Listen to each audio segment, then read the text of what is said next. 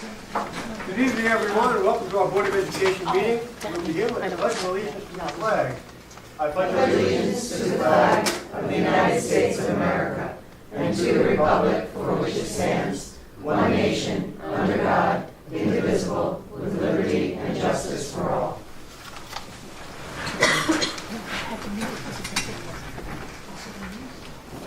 So, welcome back. We have a very big and important agenda tonight. So we will not be doing a lot of dilly-dallying, and we'll get on with our administrative remarks as soon as possible. Hi, Ms. Culligan, how are you today? Good evening, how are you? Doing well, and yourself? Good. I just have a couple of quick updates on the CTLE requirements. We talked about that a lot last year. Effective July 1st, 2016, the Board of Regents adopted new regulations relating to the registration process as well as the PD hours.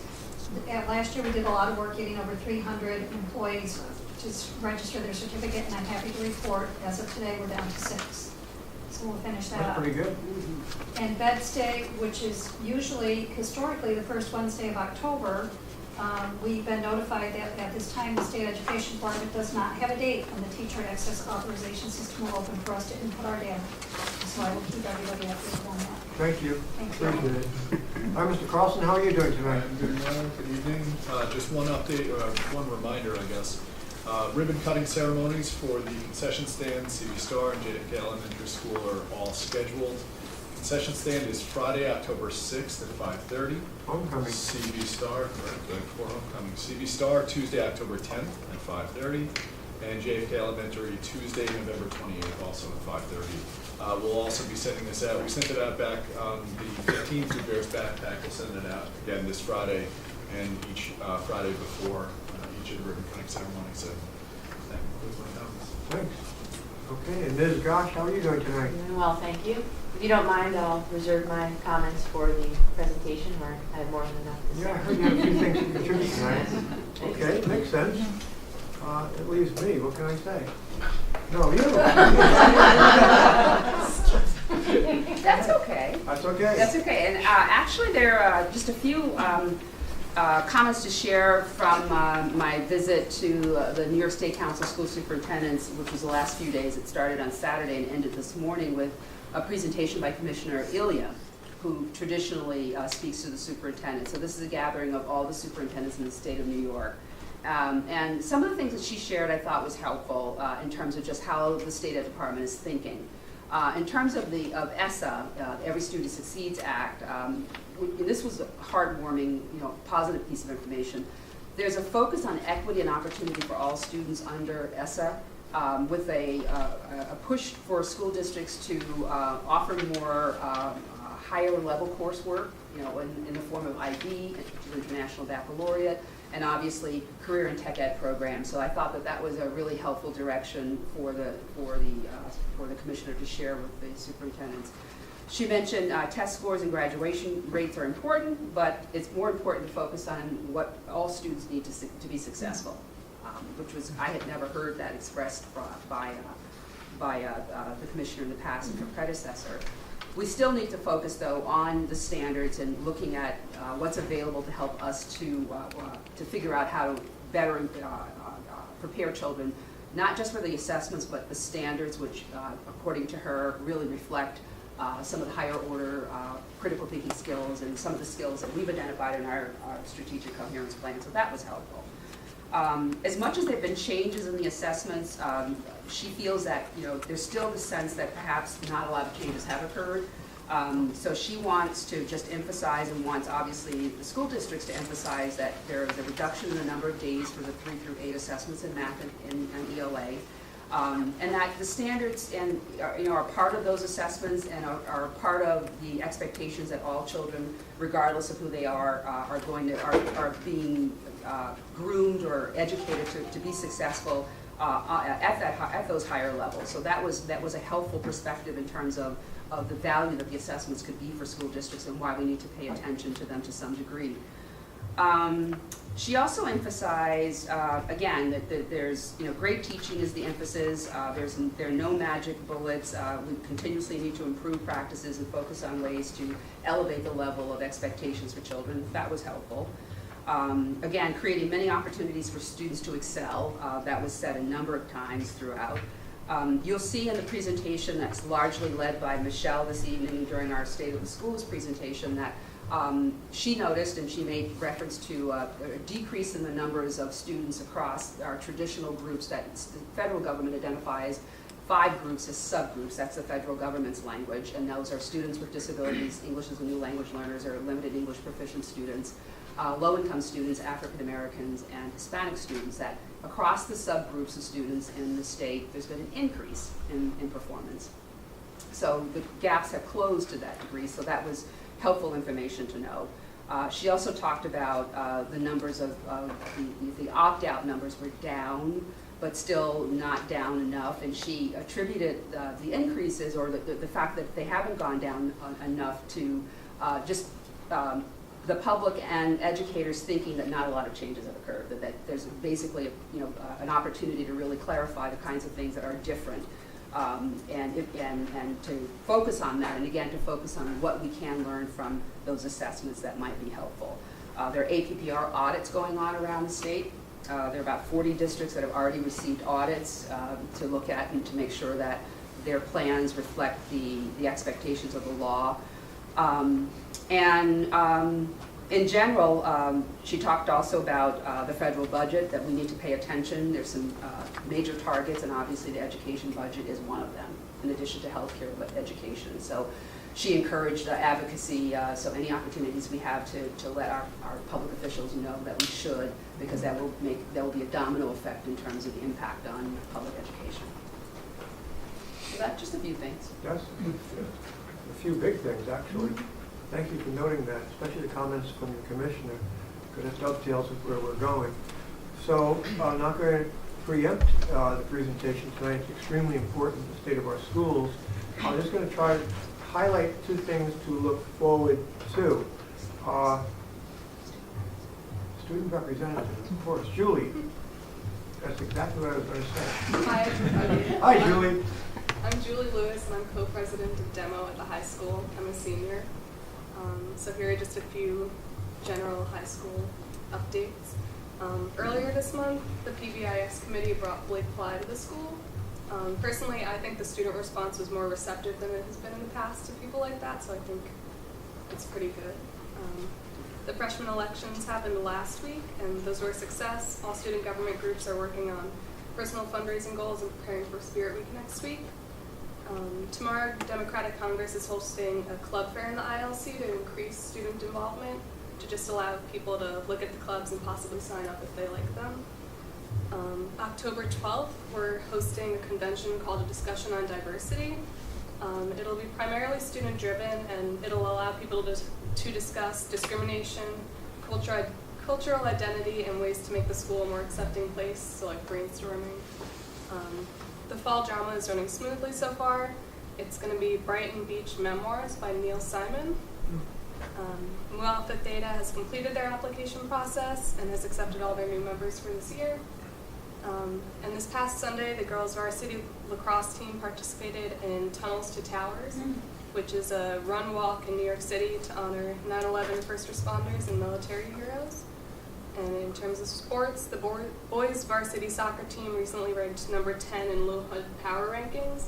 And last week, girls' cross-country team ranked number 6 in New York City. Very good. Thank you, Julie. Okay, so we're going to do the state of the schools shortly. And I want to highlight a couple of themes that you could listen for in no particular order. You'll hear us talking, of course, about scores. You can't run a school without knowing about them, but I'll bet you, and I haven't seen the details of the presentation, so I'm just betting, you're not going to hear an overemphasis upon test scores. You know our philosophy about that it takes more than scores to tell us how children are doing in school. And it takes more than just academic scores. So that's why we talk about social emotional learning and all the other ways to grab on to how children are developing in school or not. It's very nice then to hear the commissioner highlighting that also, because if we don't have that kind of support from the top, it's a longer road to travel down. You're going to hear references throughout the evening. Again, I don't know specifically, but I'm guessing. The strategic coherence plan is behind all of this. So you're going to hear references to that perspective. That perspective deliberately veers off from just reading, writing, and arithmetic and embraces communication, collaboration, critical thinking, and creative problem solving. Those are heavy-duty interpersonal skills which not just the workplace of tomorrow requires, but happy people will require it also. So you're going to hear references to our progress with our children in that respect. I think that's it. All right. Team, ready? Most of the audience. Ms. Flash, could you get a couple of the lights a little bit?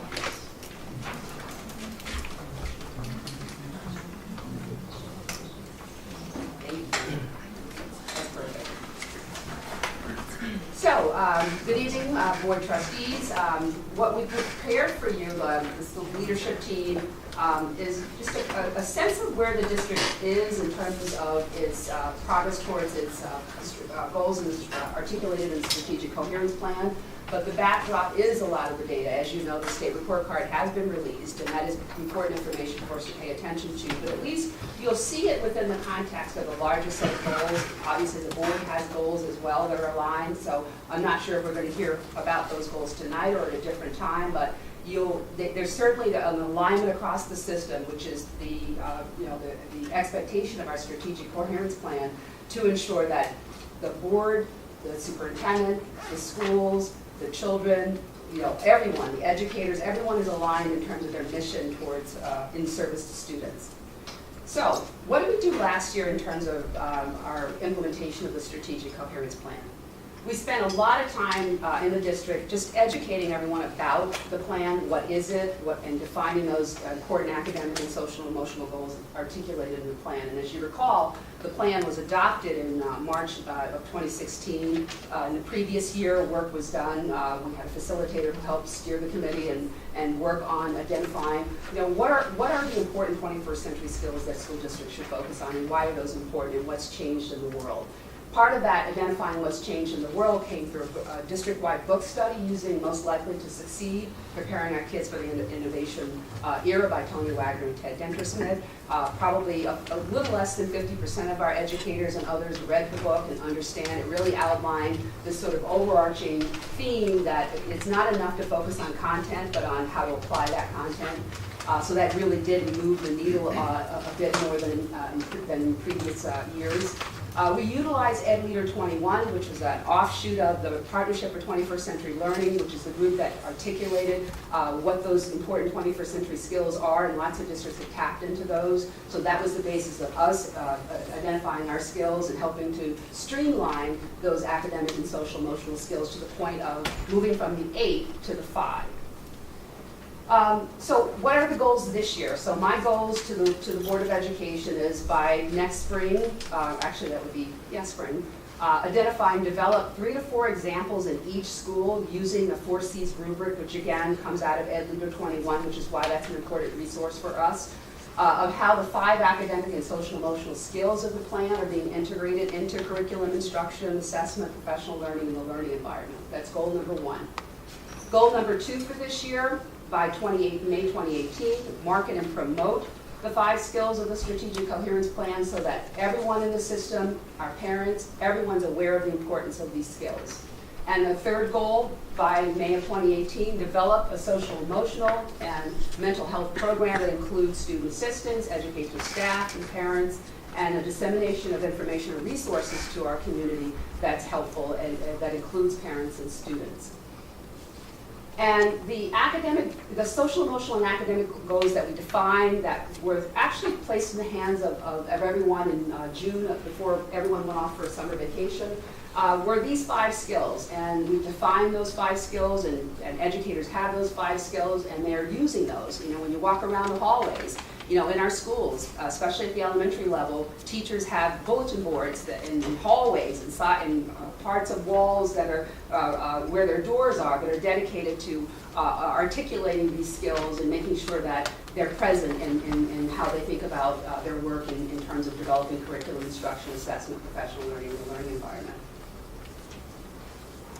The next portion of this is going to be voluminous because it is all of our 3 through 8 data in math and ELA, as well as high school data, which I think Ms. Hoyler is going to jump in and present that. But we are obligated to pay attention to this information. There's really helpful information that comes from this besides testing for the sake of testing, but we do identify opportunities within the district to ensure that all students are on a pathway to acquire higher order skills and to close gaps before they become insurmountable. So the rest of the presentation with regards to the data will be in the hands of Ms. Gosh. Okay, thank you. Voluminous and hopefully painless. All right, so this is our annual assessment presentation. And what we're going to do is, while there are a number of slides, we're going to give you a brief overview of what we believe is most compelling, of the data available, what stories does it tell us about our students.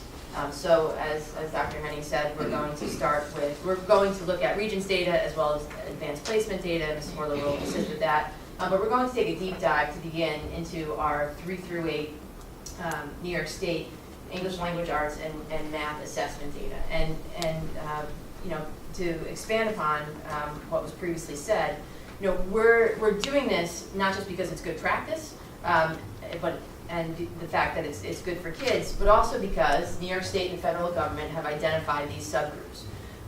And these are groups that traditionally underperform when compared to, quote unquote, typical peers. So students lack or fail to show progress.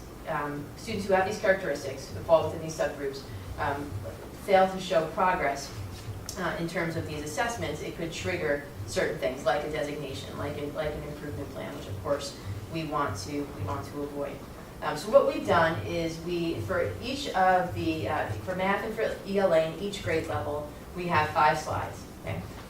The first is comparing year to year, our Brewster students. We also have, we'll deep dive into some of the subgroups, such as ethnicity, students with disabilities, and low income students. And then we'll have a slide that compares us to other districts locally. And these are districts that we've compared ourselves to for the last 5 years or so. The slide's always a fan favorite to see how we compare.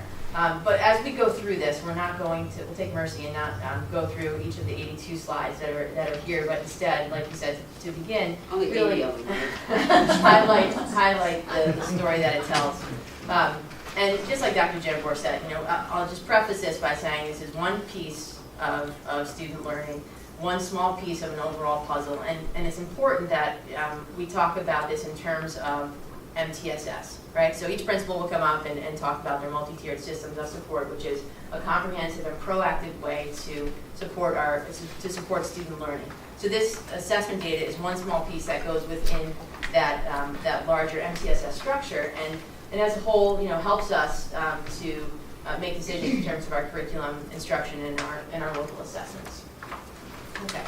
So in order to understand our assessment results, we need to start with who did not take the assessment. Okay. And notice I didn't say refusals, and that's on purpose, because it's really a larger umbrella to start of students who did not participate. So these are refusals for sure. There are also students who participate in alternative assessments as outlined by their individualized education plan. And any students who are exempt because of their English as new language status. And then those students in the middle school who take a mathematics assessment in 7th or 8th grade, mathematics Regents, I should say.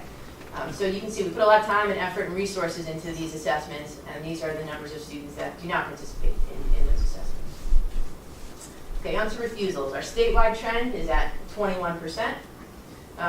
Our Brewster refusal rate is about 29%, so we're above the state average. This was an interesting piece of data. So the percentage of students, about 2/3 of the students who did not participate, who refused to participate in the 2017 administration, also refused in the 2016 administration, at least. So 2/3 of our students who refused are repeat refusees, if you will. And we are in, I don't know if we're in good company, but we're in company with a number of other districts. 81% of the districts throughout the state did not meet the 95% participation rate as outlined by the federal government. So under the Every Student Succeeds Act, it has been reiterated that if districts do not meet this participation rate, then there will be consequences. We've heard that for a number of years. We'll see what happens, but it's important to state so you're aware of it. For the students who did not participate in 2017 but did participate in 2016, here are the breakdown of their assessment results. And then diving even deeper into the subgroups, because the teachers want to know at a really granular level, the students who did not participate, who are they, and what do we know about them? What are some of their characteristics? So let's take, for example, students with disabilities. The blue column shows the percentage of students within who are classified as students with disabilities who refuse to take the assessment. So we're about 27% there. The red column shows us the percentage of overall refusals. So students with disabilities represented about 17% of our overall refusal rate. And you can see the data there for E&L. And low SES is also a term for low income. Okay, statewide trends. ELA up about 2 percentage points, math up about 1 percentage point, and when we say up, we're talking about proficiency levels 3 and 4. Here's statewide trends if you're interested in terms of levels 1 through 4 and how it breaks down for ELA and for math over the last 2 years. And what you'll see is when we compare our scores, we're only comparing this year to, meaning the 2017 administration to the 2016 administration. That's because the State Ed Department has said that if we really want to look at apples to apples, that's when the format changed. That's when we had a new vendor, untimed tests, less questions. So you'll see that when we do our comparisons, we use those 2 years. Okay, so grades 3 through 5 in aggregate. So what we'll see is in grades 3 through 5 in terms of ELA, we have a 3.9% decrease, but this is due to one grade level having a decrease with the 2 others showing increases or about the same level of proficiency. Math, we're at about 6.6% decrease, and this is also due to one grade level experiencing a more sharp decline than the other 2. Grade 3, our overall proficiency rate is up 3%. And this is where I'm going to take mercy and skip through some of these, but it's here for you if you're interested. Our grade 3 ELA comparison to other districts. PV is Putnam Valley, North Salem, and the final column all the way on the right is the New York State average. So what you see with grade 3 ELA is, well, we are above the New York State average and in the same ballpark as several of the local schools, with the exception of North Salem and Haldane. Grade 3 math, we have a 4% increase in proficiency from 2016 to 2017. Again, a lot of compelling data here. But if we look at comparisons compared to New York State, we are above the average, and similar scores to Carmel, Mahopac, and Putnam Valley. On to grade 4 ELA, we have a 7% decrease in proficiency. So this is where we want to dig in a little bit deeper and look at some of what this data is showing us. We are going to see, so this is an interesting, I won't get too much into it because I get excited about these things, but this 0%, what this represents is the average for students in Putnam, Rockland, and Westchester, okay? So above is good, means that our students for this particular subgroup is performing above that regional average, and below would mean they're performing below the regional average. So what we want to do, especially when we see a decrease from year to year, is we want to look at subgroups to see, okay, are there certain subgroups that are performing worse than others? Are there others that are improving at a more compelling rate? And to move through in that way. Here we see with low-income students a slight increase. That's the gold line here. If we compare 4th grade ELA, we are below the New York State average and other local districts as well. On to grade 4 math, we also see a 7% decrease in proficiency. But what's interesting here is, and this is where you can really get deep into this, if you look at levels 2 and 3, that seems to be where the greatest shift is between 2016 and 2017 administration. Often this could be 1 or 2 test questions. So we have to see how many students are on that bubble. But this is exactly the kind of thing that we have to be aware of, but at the same time we want to avoid. We don't want to play a numbers game where it's about moving 2s to 3s, but instead gleaning what is valuable and meaningful learning. What is this assessment telling us that our students are lacking in that we can change in terms of our curriculum instruction and assessment to help move them forward. Grade 4 math, we are above the New York State average, even though we had a decrease this year, and within the same range for most of the schools, with the exception of Garrison and Howden. Grade 5 ELA. About the same in terms of proficiency, but this is really interesting. You'll see about a 7% increase in level 4s, which of course is the highest rating. We're also seeing more students move from level 1 to level 2. So we're moving in the right direction according to this assessment. And if we want to compare overall, we're slightly below the New York State average and ahead of some districts, but behind others in terms of this particular assessment. Grade 5, we have a slight decrease, about a 2% decrease in proficiency rating.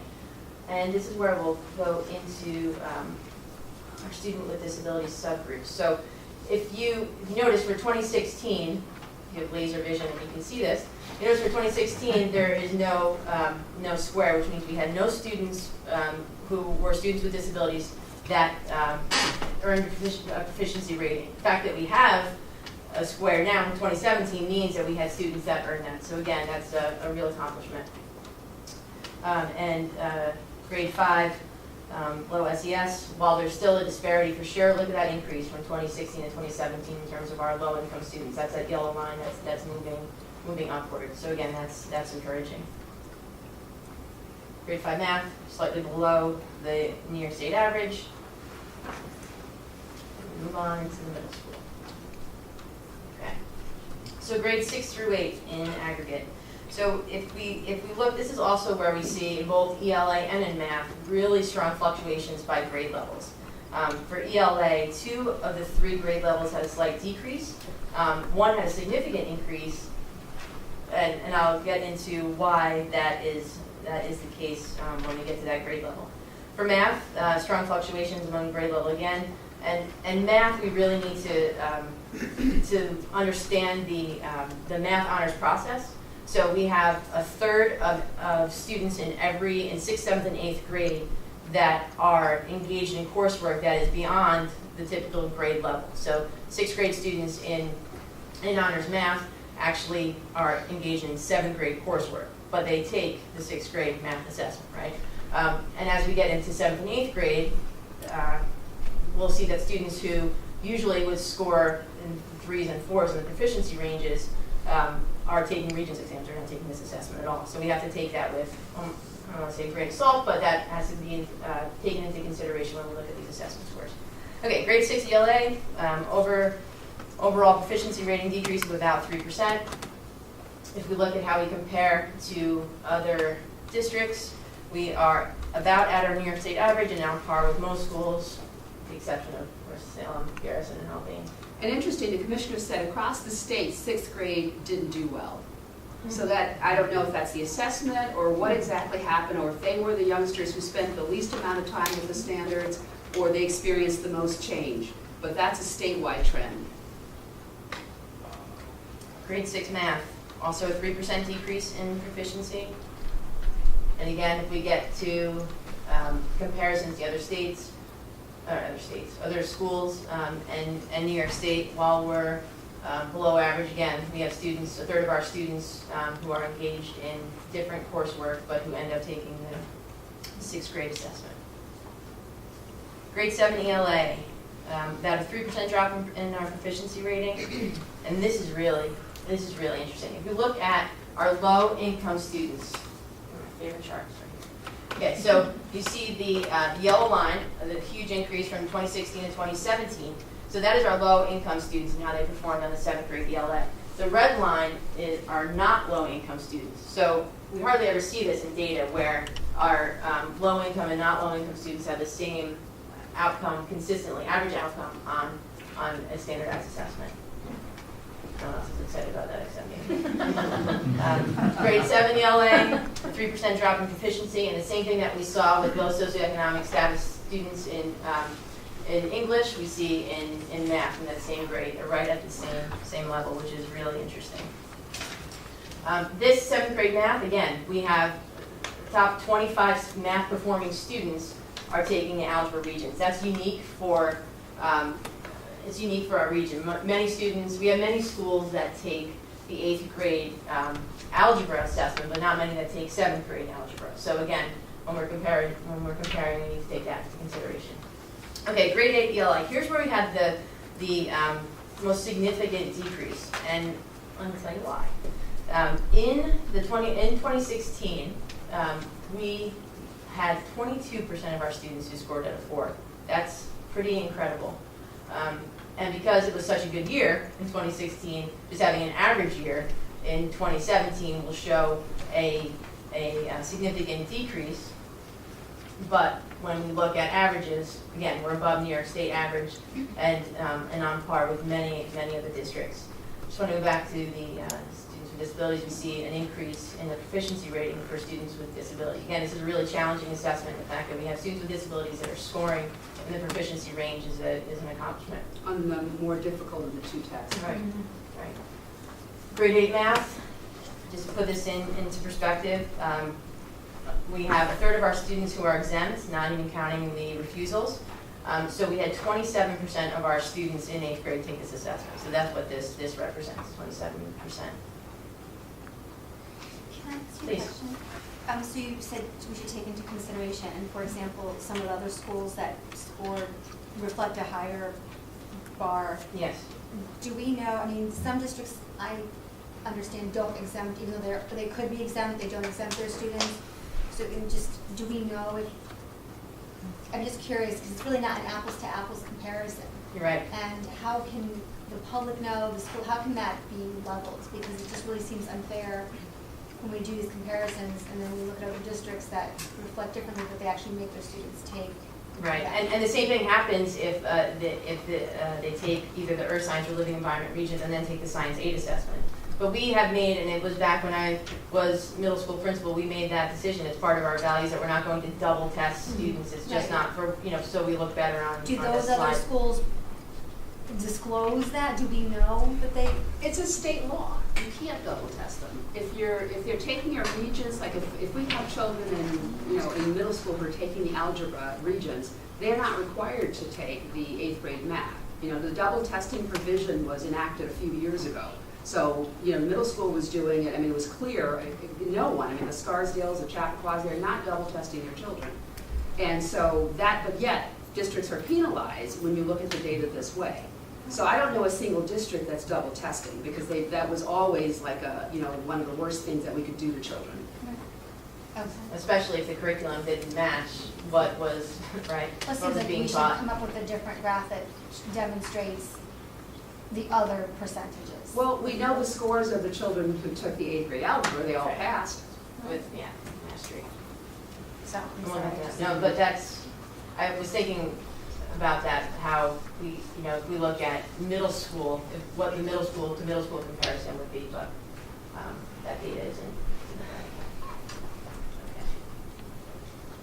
Okay, in 8th grade math, again, we had 27% of our students actually taking the assessment in this particular grade, so. Okay, on to Regents data. So this incorporates, depending on the assessment, mostly high school, but sometimes middle school. So for our English, Common Core English assessments, we're about an 89% passing rate for this particular administration. And I should say, and Ms. Swirler can jump in if she likes, we have the philosophy, again, within this MTSS, do anything we can to help students succeed approach that the results are the results. We want students to have as many opportunities as possible to succeed. So if that means taking, thanks. If that means taking a Regents exam multiple times to better their score, to get closer to a point where we could get a waiver into play, we'll do that at the cost of what of some of these scores on a slide. So I just want to kind of put that up there. And what you're going to see with the English and also the global history is there's two cohorts that struggle notoriously with both, and that's our E&L population and our students with disabilities population. Our students with disabilities will eventually pass the Regents because they have a low proficiency safety net that they can apply for. Our E&L students don't have that. So if we have a group that's here for a year, they take the global or the English Regents, even if they have interrupted formal education, and there is no safety net for them. So they have to get that 65, or they continually take that Regents until they pass it. Yeah, I'm actually going to say for E&L, it's actually, they do have a 2-time low score waiver of 60. We have to apply, but we have to have them take it They have to 2 take it at least times. 2 times, but And if they they get a have to already 60, have to have score been in that the number. country, and they have to score that number. Our problem is because Right. they're not scoring that 60, because the students. right, but you said that there was no waiver at all. I'm just saying There's- there's a waiver. Well, the students that we have are SIFE students, so they're coming in with a 3rd grade interrupted education. So the scores that they're receiving on the Regents scores are 20s, 30s, and 40s.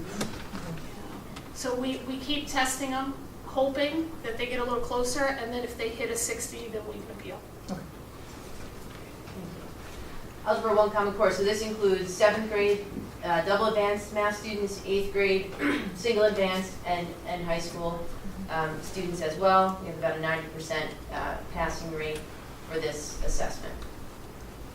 Geometry, this is the 3rd year of implementing the Common Core geometry regions, and what you'll see is the scores steadily increasing, especially that 85% or higher. We see an increase from 2016 administration to the 2017 administration of 11%. And that's, I think, a real testament to not just the Common Core instruction that students are receiving, but the will of our professionals to learn a new curriculum and to adapt their practices in order to help our students succeed. I'm sorry.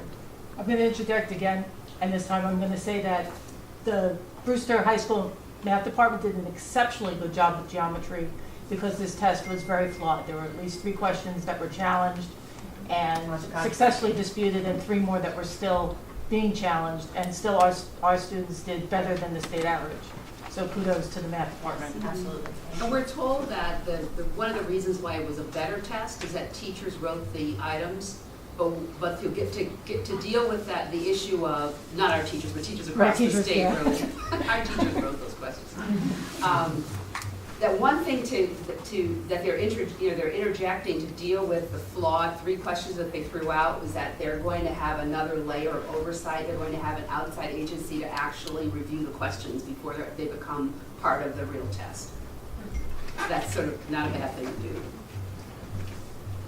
Common Core Algebra 2, so the 2nd year of administering the Algebra 2 assessment, and again, you see a huge increase. This one gets the award for the highest jump in passing rate, 53% in 2016, up to 98%.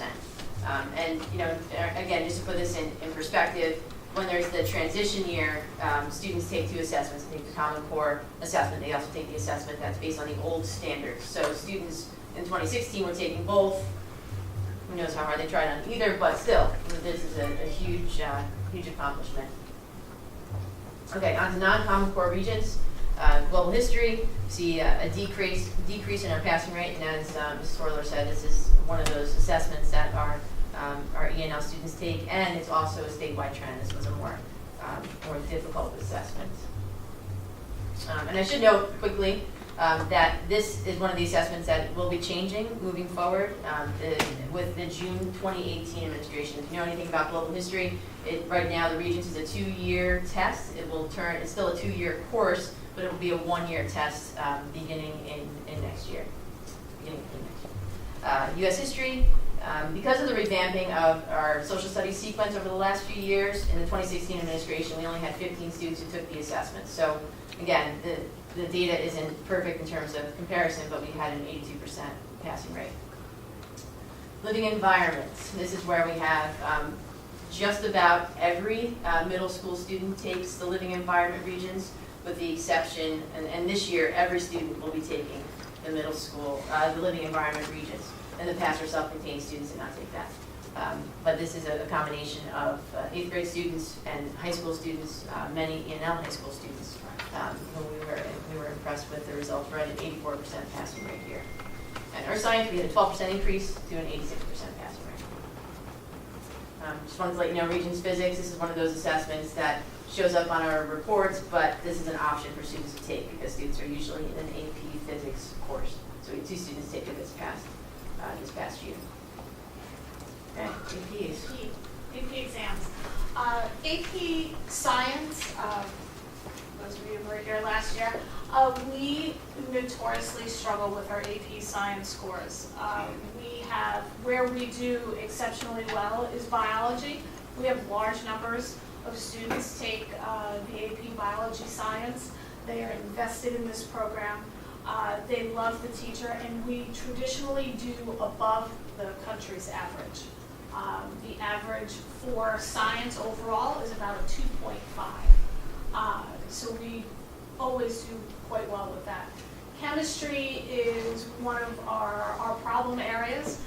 It's also one of the smallest cohorts. This is literally 20 students who took the AP Chem regions.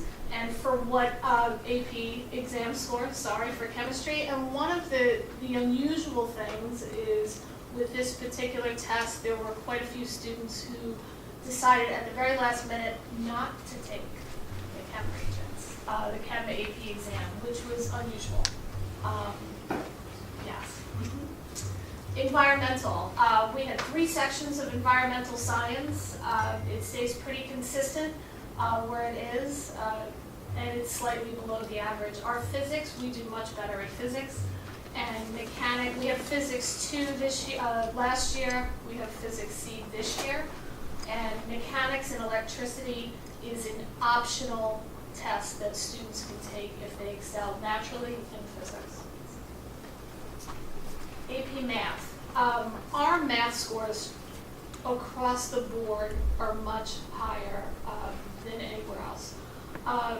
What you really see us excel at is Calculus BC. It is a small program. Bob Kerrigan teaches it. These students are exceptional. They are generally the double accelerated students from the middle school. So once they get here, they are already exceptional, although we do a wonderful job in the department with them. This year, we included a lot of statistics courses, regular statistics plus AP statistics, because it has been such a successful course. We thought statistics should be taught to everyone. Computer Principles, that is a class that we've had for quite a few years. It is a small class, and then we added Computer Science A. Those students, very few students under 10 took the AP exam because this was the first year we offered it, so they did not have to take the exam. Of the students who took the exam, they had to submit a portfolio separate from the test. AP Social Studies and English. Euro is also a small cohort. The average social studies AP score, Euro, World, and US is 2.4. So we, again, do better than the country's average across the board. Micro, we do an exceptional job with micro. That is one section of micro. This year, we're moving to a system where all students take economics in 12th grade. So less students would be offered AP Micro. English Lit is an incredibly difficult test. This is taught by Leslie Fine. She does an exceptional job with these students. It's reading intensive, and they just fly through that course. It's a testament to Leslie.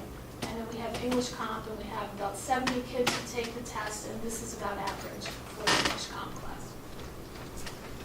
Total. overall AP exams, we had 576 AP exams ordered. We had 318 students take those exams. We had 176 students take 2 or more AP exams. We had 6 national AP scholars. That means you averaged 4 or better on every exam you took, and you had to take an average of 8 exams. And we had 6, so it's very impressive. AP scholars, we had 88. Those you averaged 3.25, and it had to be on at least 3 of your exams. And AP students with scores of 3 or higher, 67%. So they're doing well with the kids that we get to take exams. Okay, before we go into, Dr. Zamlin, come on up. What do we want you to take away from the state assessment data and the regions data? One is, we need a metric. We don't have any other metric, to look at the degree to which, our curriculum prepares children for the standards. And those standards are embodied in the questions that are released. 75% of the questions in 3 through 8 are available. And it would behoove us to take a look at those, and I know that we're doing that in our data-driven instruction work, because that's where we know whether or not, we can look at what's happening in terms of curriculum to see the degree to which teachers are asking similarly high-quality questions, or how they're incorporating the standards in the questions. Because what we don't want to do is wait until there are gaps and it's too late to close the gaps. And we do have to pay attention to students who are identified by the federal government. This is the language coming out of ESSA, that we do have to pay attention to groups of students who traditionally have underperformed for a variety of reasons, not because of their lack of effort, but we have a history in the country where we were not functioning at our best. And so looking at these data help us to identify, are there students who are not gaining access to the curriculum? Are there students who need more challenge? Are there students who, perhaps we need to look at differently, how we organize instruction, and certainly the degree to which any of the standards are reflected in how we identify those 5 areas, the academic and social emotional skills that we've identified in our strategic coherence plan. I was listening to a superintendent over the weekend talk about being identified. It's a very high-performing school district, and they were identified because their graduation rate was not higher than 99%.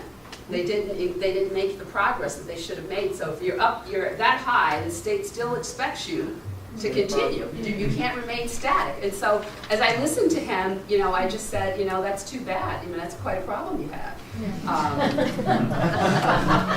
I'll send a fruit basket. So there's an old saying, which I wish weren't true, that standardized tests correlate to a person's zip code. So I'm going back and I'm looking at Victor, because this is where this is going. So if you go back to any one of those slides you had before, where we're compared to districts, and you look at the picture in your mind, you had Brewster, Carmel, and Mahopac. We were in the lower group. You scan to the right, you're going to see Garrison, Haldane, Salem, and Somers. Can't you calculate the median income in each district from available data? And if you could calculate the median income in each district, you could correlate it to their test results. Now, theoretically speaking, if the tests were fair, there should be a 0 correlation. I'm willing to bet there's a significant positive correlation between the median income in those districts and their test scores. What do you think? You're on the something. The other thing I was watching too is it seems, I could be wrong because I'm getting old, the math scores for the lower grades weren't doing so great as the math scores for the upper grades. But here's my question. Don't younger students get older? And if the younger students who got lower scores get older, which they do because that's the way life goes, how do their scores get higher, comparatively speaking, when they get to the upper grades? One of the variables is that there's been so much movement at K-5, 3-5. Every year there's been something different, right, Ms. Gillette? Yes. Yes. There's not a single year where it's been the same. So it's been a merry-go-round where, there's no way to jump on the ride without getting hurt. Right. And you know, it isn't the lack of teaching, it isn't a lack of focus and dedication to looking and studying data, it's just that it's been just a revolving door of changes at the federal Good level. point. So that's a great point, in fact. So instrumentation is upsetting our read of how kids are performing in those grade levels. So what I would say in my science is those data are probably not reliable and valid. And I think that that's really important because it's very disheartening for teachers to look at this information and say, gee whiz, but we did all these things. Right. We tried everything. We have all these services and programs, but yet we're not making, the movement that we should. So it's not correlated to effort. Because if it was correlated to effort, you would see, fours. Exactly. Wow. Food for thought. Thank you both. Oh, and one other thing before Dr. Zamplin comes up. The conversation that we're having, Ms. Gosh, Ms. Hoyler, Mr. Stack, and Ms. Sullivan is really looking at how we can integrate more higher level courses. So we'll be talking about International Baccalaureate because that's a very important part of the arsenal of choices that high schools have. I mean, it's certainly available at middle school and at the lower levels. But that's another level of courses that we need to introduce alongside Project Lead the Way and other kinds of STEM or courses that prepare children for STEM careers in computer science and coding and engineering. Dr. Zamperman. Well, I want to actually thank you all for the great lead-in. Because when we're talking about our youngest children, Dr. J, well, we need to look at the largest picture. I've been an administrator and a teacher in middle schools and intermediate schools, and now on the elementary level, we have to look at that end result. Where are the children going when they leave our district? And what are they doing? Are they becoming productive members of society, and are they successful? So let me show you just a little bit of different numbers for you, just to give you an idea of the enrollment and where we are, because that has always been a little bit of a question. We're off 5 children off of where we were last year at this time. We're at 611 children. Our average class size ACS, 20 to 21 in kindergarten, 22 to 23 in first grade, and 23 to 24 in second grade. When I started at JFK 3 years ago, we developed a plan for 3 years to see where we're going to be. We had a lot going on in our building, a little bit, over the last year. Just a little bit. So we're in the 3rd year of our Teachers College Reading and Writing Project. We have the same staff developer. She's coming tomorrow, again, to work with our staff for the 3rd year in a row. There were questions over the last couple of years about the Word Study Program, and we're beginning the Words Their Way program this year. We're continuing our level literacy intervention program to bring up our struggling readers and bring them up to grade level and beyond. When we talked about the MTSS process, and you as a board were looking at all this data, I think one of the most effective things we've done at JFK over the last 2 years is built our multi-tiered support system. That includes Alpine, which is a software program, District Ride, and Ruler, which I'll speak about. We've been looking at children on the micro level, really looking at the individual child. And by doing that over the last 2 years and following individual children's progress, we have not done a very good job at looking at the bigger picture to do the data-driven instructional model. So this year we're going to be focusing more on that. Take a look at the individual, where does the individual fit within the trends we're seeing throughout the building. So we have a whole lot of committees set up to look at that data building-wide. Again, I think we've done a really good job of that MTSS program, and that includes bringing parents into the process.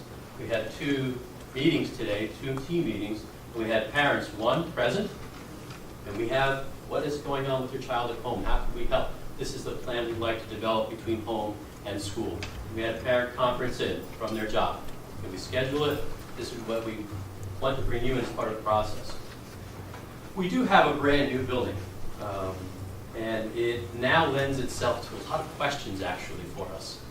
How do we use time in the building, our master schedule, and our idea room, which is innovation, discovery, exploration, and amazement. That room is almost ready, but that's leading us to start looking at STEM work, science, technology, engineering, and math, in a way that's different than what we were looking at before, because we have many more opportunities now. So we will have 2 committees this year teacher-driven, to talk about how we use time and how we involve more of the STEM work. Our project is not complete. We still have some more work to do at JFK. I do want to thank the board and the community for the support and the tremendous support over last year, and especially this summer. And we had some teams here that worked tremendous hours to get the building open day one. Andy Bates, Kenny Winch, Paul Taylor, and those teams were working hours upon hours, and I mean 16 hours on average. Some people doing 24-hour shifts just to make sure that we were ready to open. Our teachers worked straight through in 5 days. 5 days.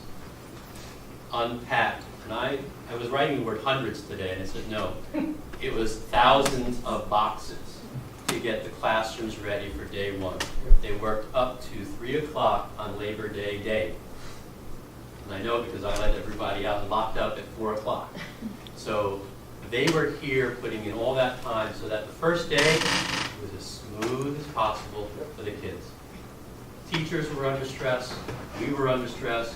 We wanted to make sure that children had a seamless transition. One of the ways we're going to work on is creating purposeful learning that incorporates the strategic coherence plan skills.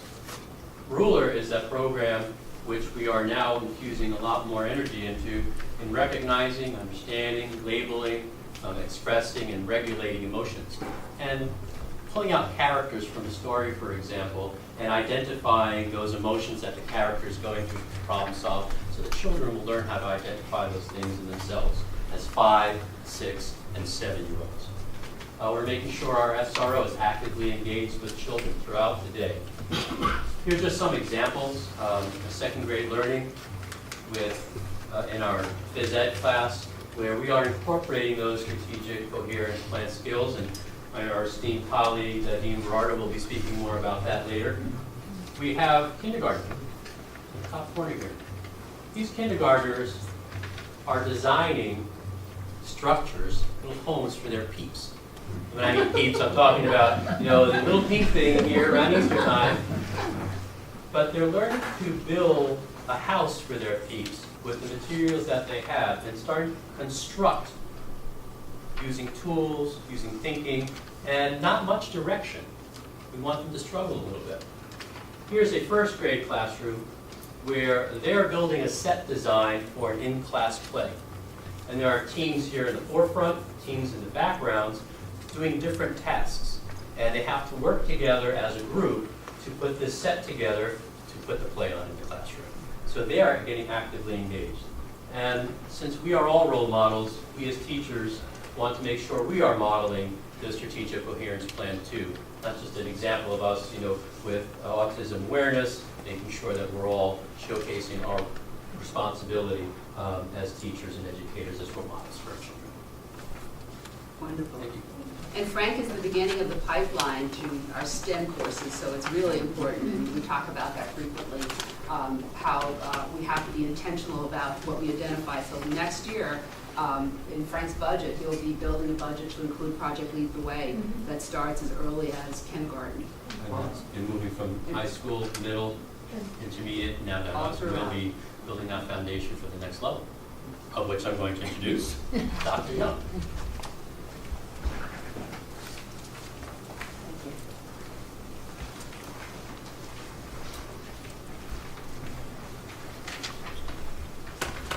I'm going to go to the next slide just for 1 second, and that's just to show you the number of students who are at CD Star. But before I do, I've been here a few years in the Brewster School System, and I've always been proud to be a member of the Brewster School District, but never more than now. And I'll tell you why. Our Strategic Coherence Plan is the K-12 compass that we have never had before.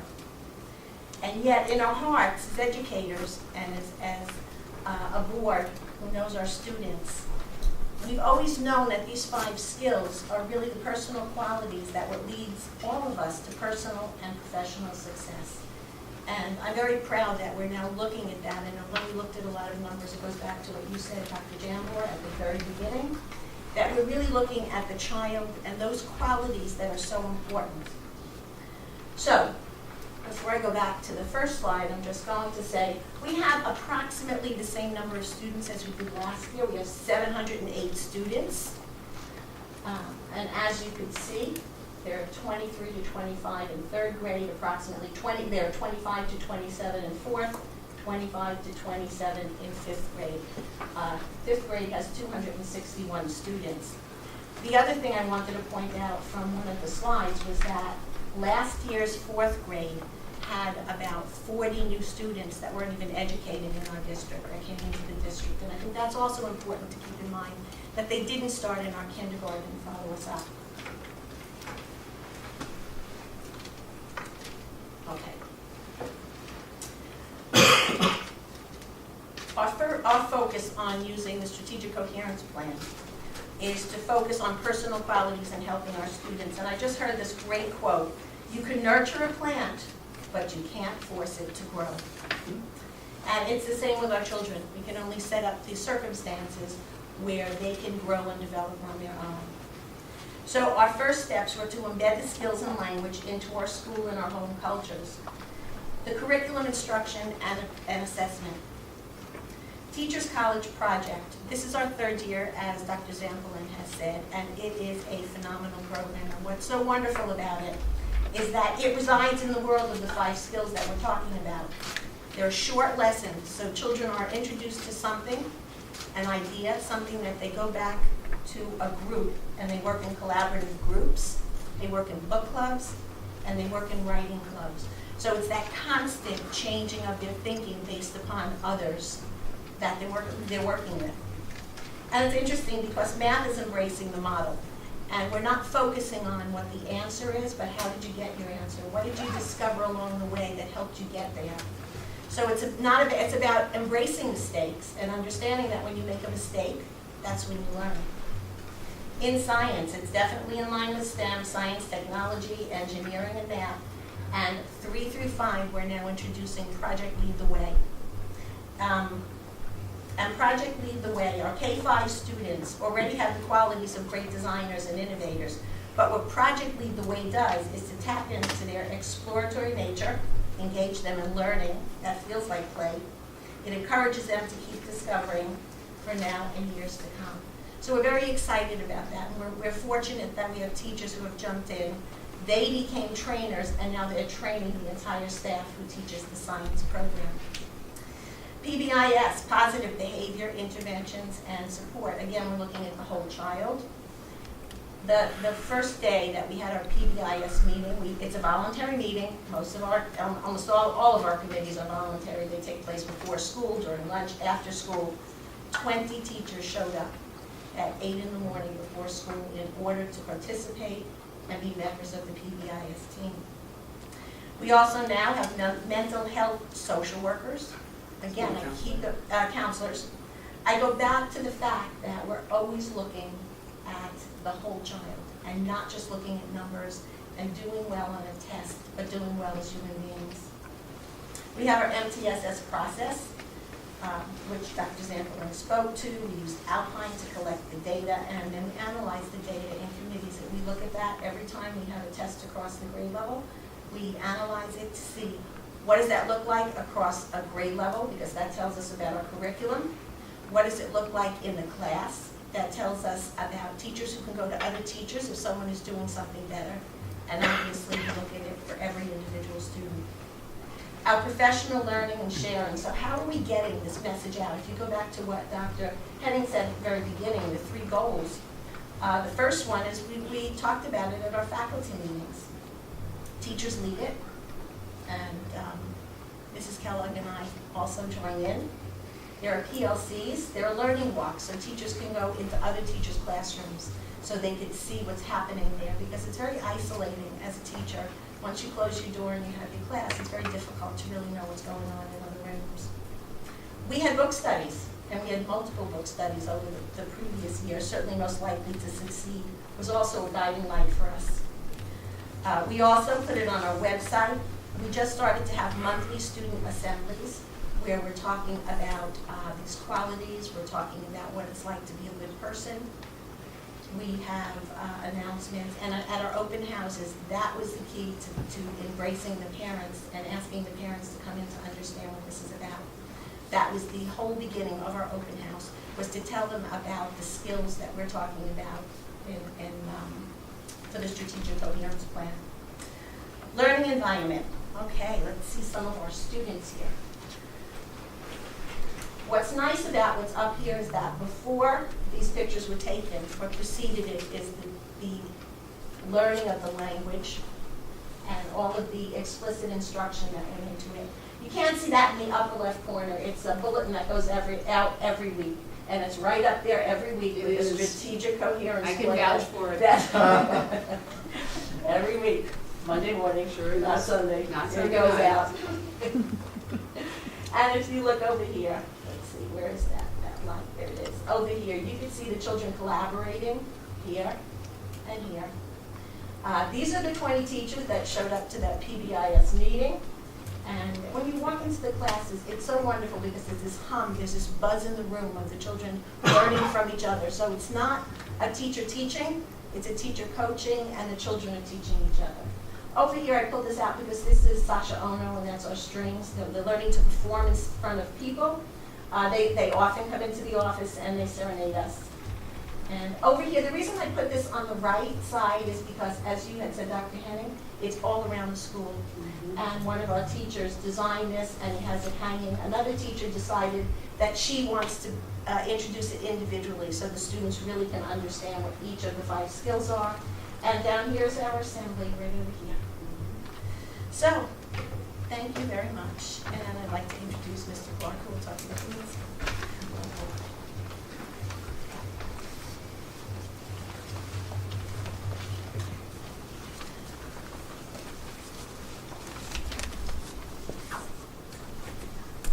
Hi, everybody.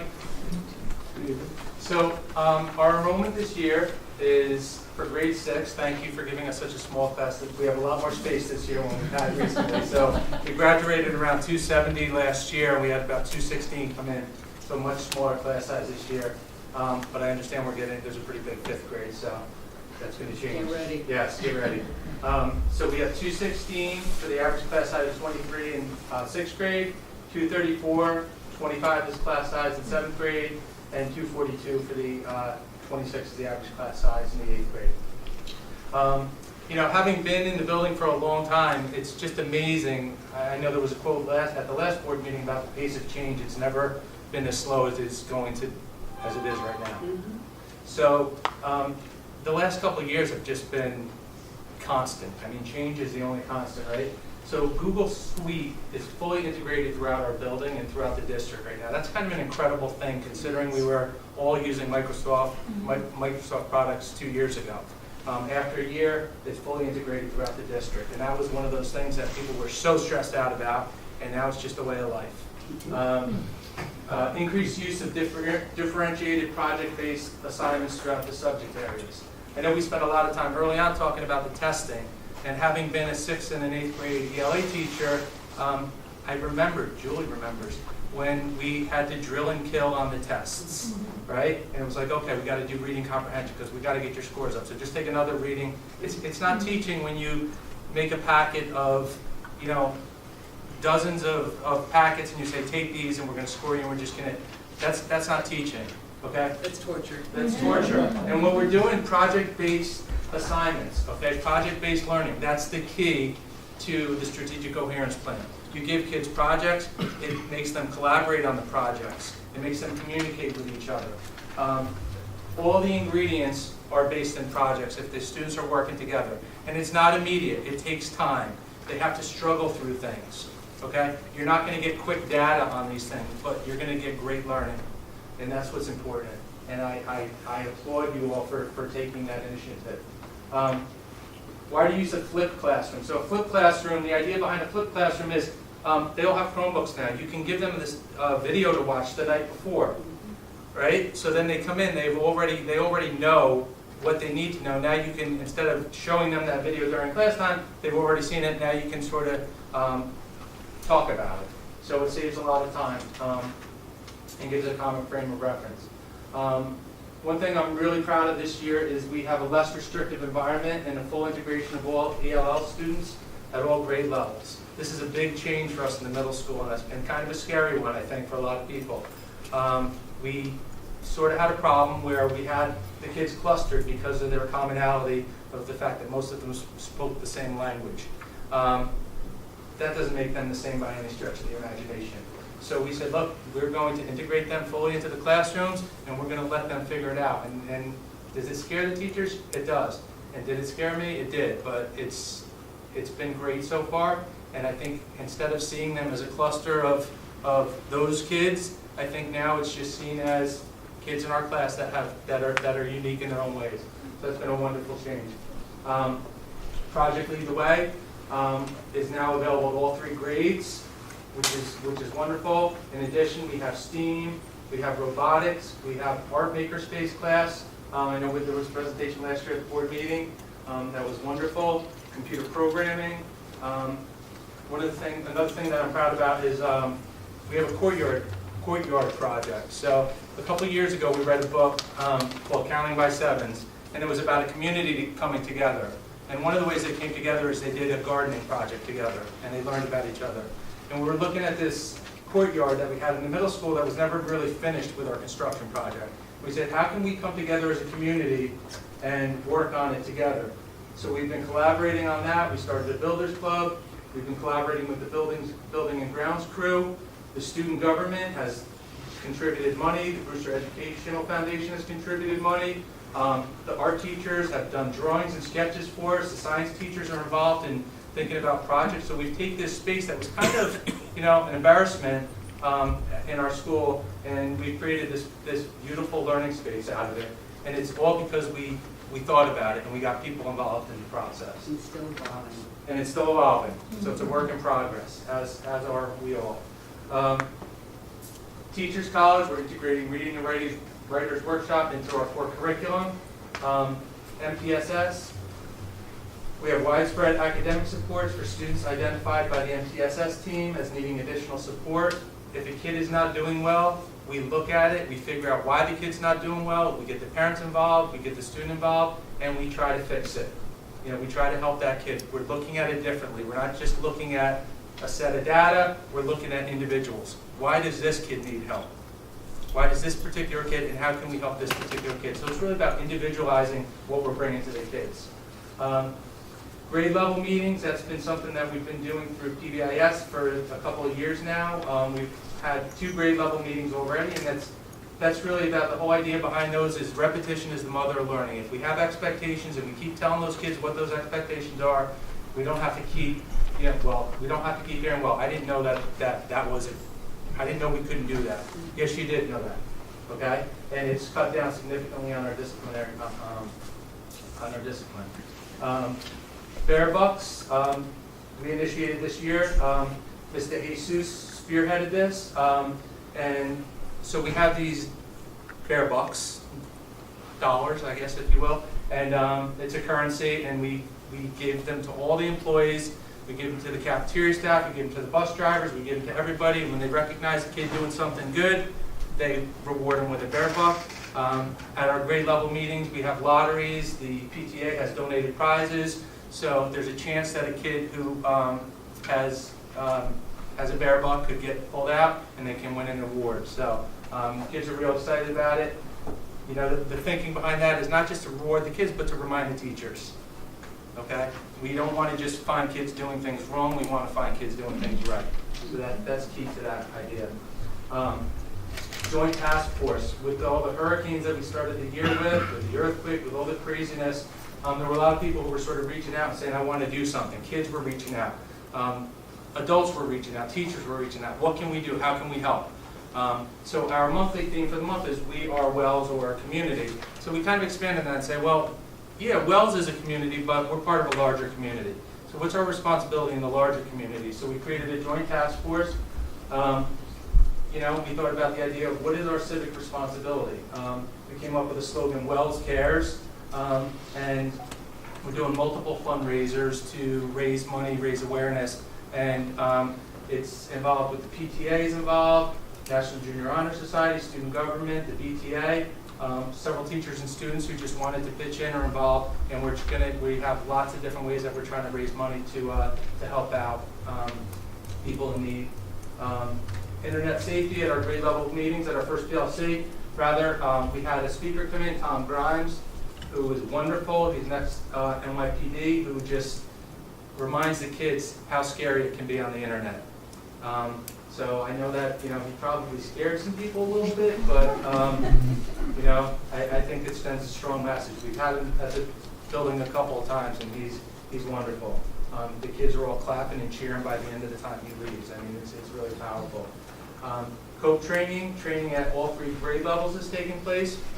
This is our social emotional program. So we're jump-starting that this year, and we got the teachers excited about that. And finally, last week, we had our school-wide book talk. So every year, we have a common read. All the kids read the same book. All the teachers read the same book. It gives us a lens that we can talk to, a common lens. So what we did this year, for the first time, is we mixed the 6th, the 7th, and the 8th graders all together to sort of take them out of their comfort zone a little bit. It's amazing. It was great. So all the teachers, we had a bunch of assignments that we worked on over the summer. We had a bunch of assignments, and the kids collaborated with people they're not used to working with to do a variety of activities. So there were choices in the activities. The students were mixed up, so it was kind of a neat thing. And got a lot of positive feedback about that. Okay, just a couple of pictures here. So this is our COPE training right here. That's the 6th grade teachers were being trained last Friday. Thanks to Putnam Dental for delivering pizzas to our entire district. That was very kind of them. So there's some teachers enjoying the pizza. This is our Bear Bucks. So we have a 6th, a 7th, and an 8th grade. So for each grade level meeting, the kids put their Bear Bucks in there, and then we have a little lottery system. These are kids in the robotics class that are doing some work with robotics. This is an assembly where Tom Grimes was talking about internet safety. This is our courtyard, which these are new sidewalks that were just added this summer. Mike Bellucci is kind of spearheading this, thanks to the Brewster Education Foundation and the student government for donating the money for that.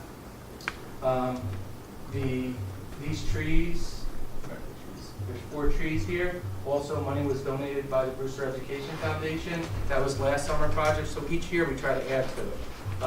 This is a student-generated Owen Cinta. We have a competition. We Are Wells is our school motto, and so we have a competition. These are all the skills, you can't really see them, but that we identified as important social emotional skills. So we tell the kids, these are the skills. How are you going to represent that? And we have an art competition, and this was the runner-up. The winner actually had a T-shirt that everyone, the PTA gave us, bought T-shirts for everybody. So we all got a We Are Wells T-shirt, and then so this was made into posters that are displayed. And then finally, this is our Pete Lamoureux here is delivering a presentation simultaneously while this one was going on for our 7th graders because we can't put them all in one spot. So that was during our PLCs last week. So, thank you. Thank you.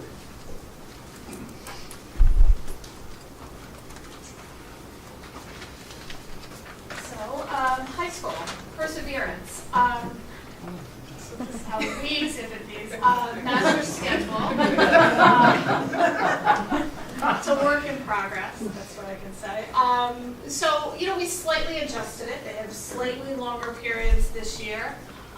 We are looking to have some committees this year, early in the year, and we are looking at incorporating a drop block type of schedule similar to what Bedford does.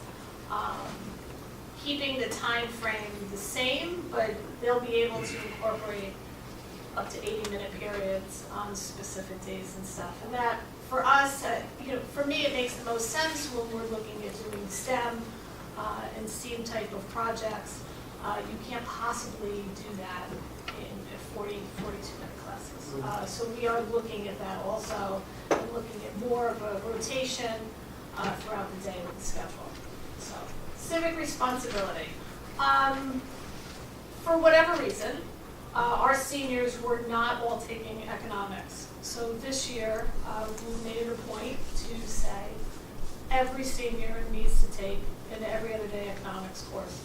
Opposite that, they have options. They can take participation in government, or there's super public affairs that they can also take. So those are all every other day classes, and that counts for their senior class, their senior social studies class. One of the things that participation in government is working on this year with us is going to be in Frank's building.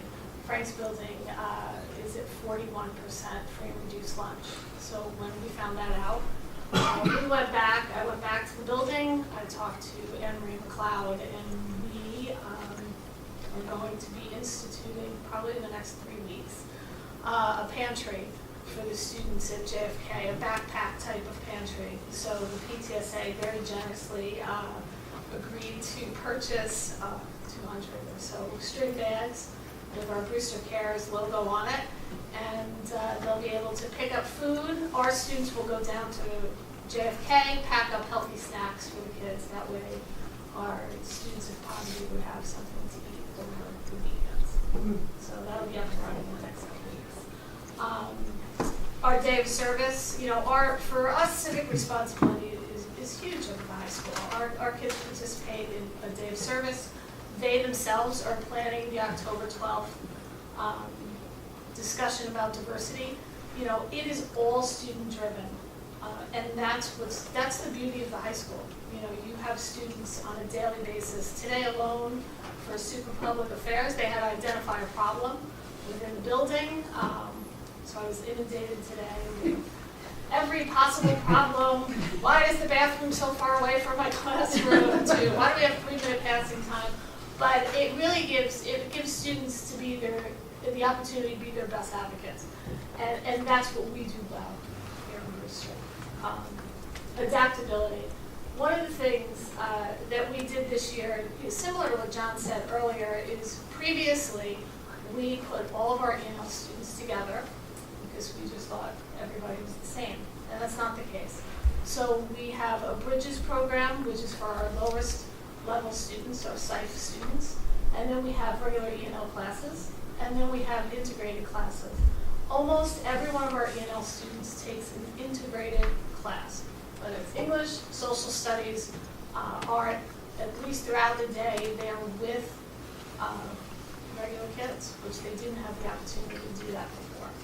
So that's a big switch for us. Our life skills students, and I'm sure Liz is going to speak to this, our entire life skills program changed. And one of the things that they are doing is they are coming out of the class, and I think we'll see a picture in Liz's slide of them working with our living environment, our environmental science students, planting the garden and doing some things around the building. And they'll also have the opportunity this year of taking clay in a regular art class and chorus. Instead of Marist, we have DCC this year. We had some issues with Marist, so we are going with DCC. Students are able to get 6 college credits after they complete 1 year of English with DCC. And it costs a total of $210 as opposed to $300 and something with the Marist class. Task. In the past, we had a task program. We were registering students who were immediately non-completers. We had students registering who were 18, 19, 20 years old who could not possibly graduate from high school. So we have now fine-tuned the program, and we have worked out a solution with DCC and our BOCES program, and those students, for no fault of their own, if they can't graduate, they're registering through DCC and BOCES. Critical thinking. So, our MTSS program, last year, we had, at the beginning of the year, we had 37 students who were in danger of not graduating, either Regents-wise or they failed a class. Whatever it was, we put them on our MTSS list. We spent Hours. It felt like of every day, every week. By the end of the year, we had every student on that list, except for one, graduate on time. And the one that sticks out for Valerie and I, we had one student where 2 days before graduation, she was on Ingenuity in the middle of the night, working to make sure that she completed all of her assessments before she walked at graduation. And Dr. Murray, I think he was like calling her every day, every period, every time Dick came down to my office, I was like, oh God, you're talking to this girl again. But without us doing that MTSS program, we never would have identified her, and she would have fell right through the cracks. It is unheard of for a high school to do this. Mm-hmm. I mean, I want you to know that. I mean, it is unheard of for them to spend the amount of time doing this. And it's Nikki, it's that whole, it's everyone at that high school who has wrapped themselves around a student. And as Nikki said, some of these are complicated issues. Yes. Michelle and I meet with Nikki, regularly, and we look at the kinds of things that happen over the course of their lives. And they're, these are not things that they brought upon themselves. These are horrible, awful things that happen sometimes. And they help the children to overcome those things so that they can march. That having a high school diploma is not a barrier for them. That they actually get through, and they get through with a tremendous amount of assistance and help and love and care from the folks at the high school. So for anybody who thinks that high school is the place where we look at students like they're adults and they walk around, they are wrong. That is not what happens at the high school, and I'm tremendously proud of them. And I'll always remember, I'll probably be in the Alzheimer's ward somewhere, 90 years old, but I will remember this story about this young woman. I'll never forget what happened, and I'll never forget her face when she said she was graduating. What came out of this process was the obvious need for some other interventions. Dr. Murray couldn't follow every student around and say, "Did you finish? Did you finish? Did you finish?" So what we did instead is this year we created seminar classes. So when we got the data from the middle school, we looked at it and said, okay, we have 20 kids who may be struggling, either academically, social emotionally, whatever it was, and we assigned them one teacher for an every other day period, and it is a seminar class. We have it for 9th grade, 10th grade, 11th grade, and 12th grade. So not only are these particular students, who struggle at every grade level assigned our mental health counselor, Giancarlo Mejia, but they also have a seminar class built into their schedule. During these classes, they are all reading Stephen Covey's 7 Habits of Effective Teens. They all have specific agendas. They all set goals. They set SMART goals at the beginning of the year, and those teachers work with them one-on-one to see what can they do to get them to be more successful in school. I mean, obviously we're not concerned yet about the 9th graders graduating or not graduating, but how can we get you to be a successful student? And that's what they're teaching in those classes. And that came out of the MTSS process. What also came out of that was a Regents prep class. We have 4 sections of English Regents. We are well aware that we had 27 students not pass that English Regents. And whether they were students with disabilities, regular ed kids, or E&L kids, we had 27 kids not pass the Regents. So we have English teachers in a class specifically geared towards Regents preparation and getting them to be successful in the Regents. So that is critical thinking. Communication collaboration. So we went through a PBIS calendar, and like Julie said earlier, we had Blake Fly come in September 12th.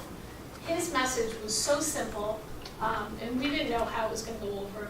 We left it feeling wonderful. His concept was, if just a glance at 10 different people throughout your day, and do that every single day until you graduate. And can you change a building like that? And it was so simple. He had everyone take out their phone and text someone thank you. So simple. And it was amazing to watch people do it. Mr. Stack and I were standing in the back and you could see everyone do it. They're like, what's going on? Amazing. He had one student get up and call her mother. It was, every mother in the world was like, this is great. But she got up there and she's like, I just wanted to call and thank you.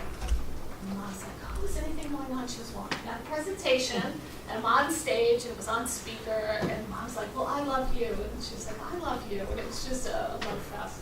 And it was really a fantastic start to the year. So he was wonderful. Every other month, we have some sort of a speaker coming in. Our next speaker is November 22nd, and he's coming in to talk about being different, bullying and not bullying, being an upstander and a bystander, and changing our perceptions. So he's coming in then. Next month, we obviously have our convention, so every other month we have something. Project Lead the Way is, we added another class, another Project Lead the Way class. We also have 2 computer science classes. We have a robotics class, and we're looking to add more of those classes. One of my favorite things, though, that we did this year is we changed the PE classes. We gave them electives. I'll let Dean talk about it. But we gave them electives within the day. And one of my favorite things that came out of it was a mindfulness class. So up in the front, here and here, are our kids doing yoga inversions. She has 4 sections. There's over 100 kids who now take mindfulness and yoga in the class. And today, and this is Rebecca Archer. Rebecca started a mindfulness program for the faculty. So after school, once a month, you're all invited. I'll send you all the dates. You can come and do yoga with Rebecca. There was 25 people there today, so the faculty. This here is Project Lead the Way stuff. Over here is Blake Fly. This is our COPE training. We trained everyone. Actually, Danielle Sullivan trained everyone. She did a wonderful job. We had our entire faculty pumped, really so excited about jumping into this mental health thing. And they start next week. This is our faculty at our potluck luncheon, because we can't forget the social emotional well-being of our faculty. So that's all of us, our matching t-shirts. One of the things that we did over the summer is we got a lot of new collaborative furniture. So all of these desks, obviously they make circles, but you can put them in rows, that's discouraged.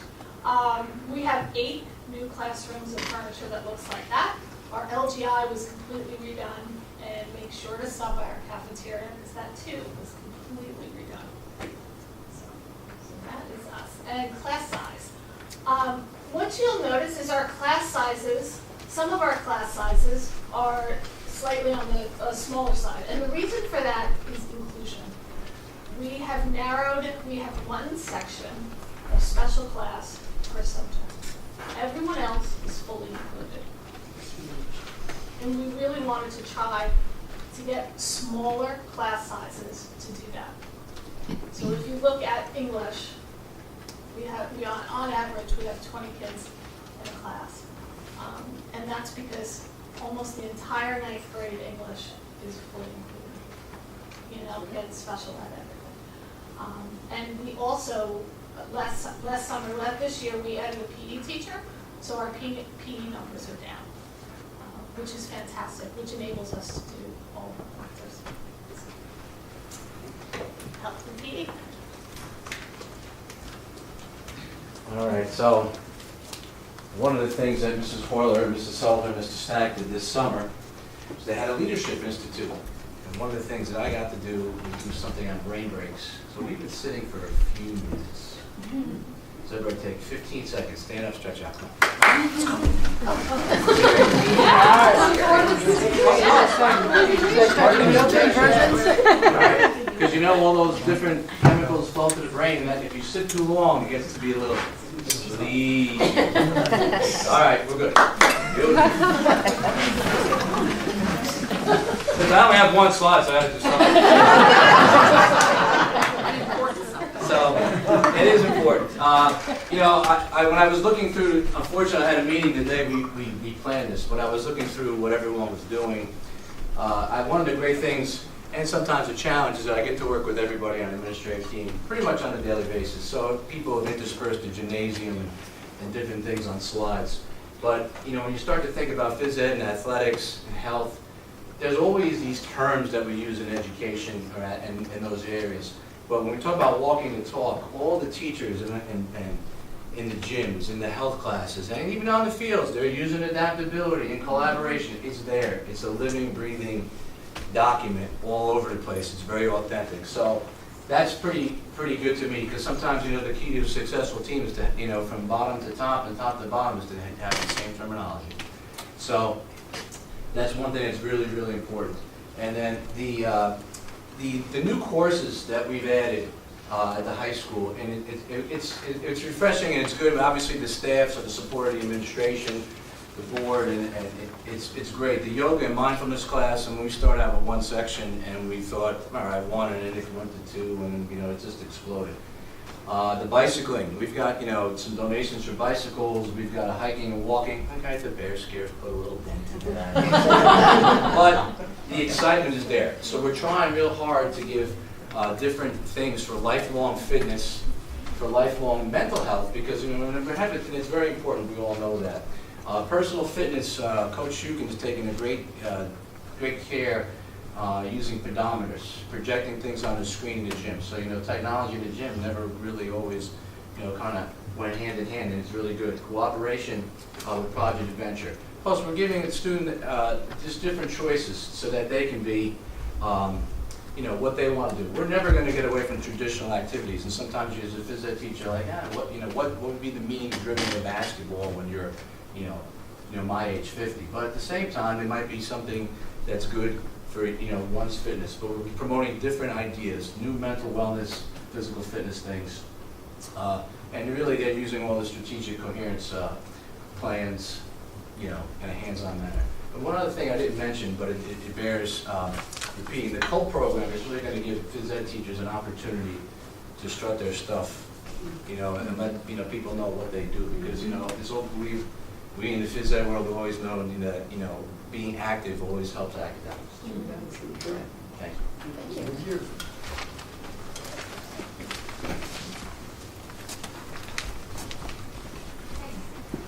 Good evening.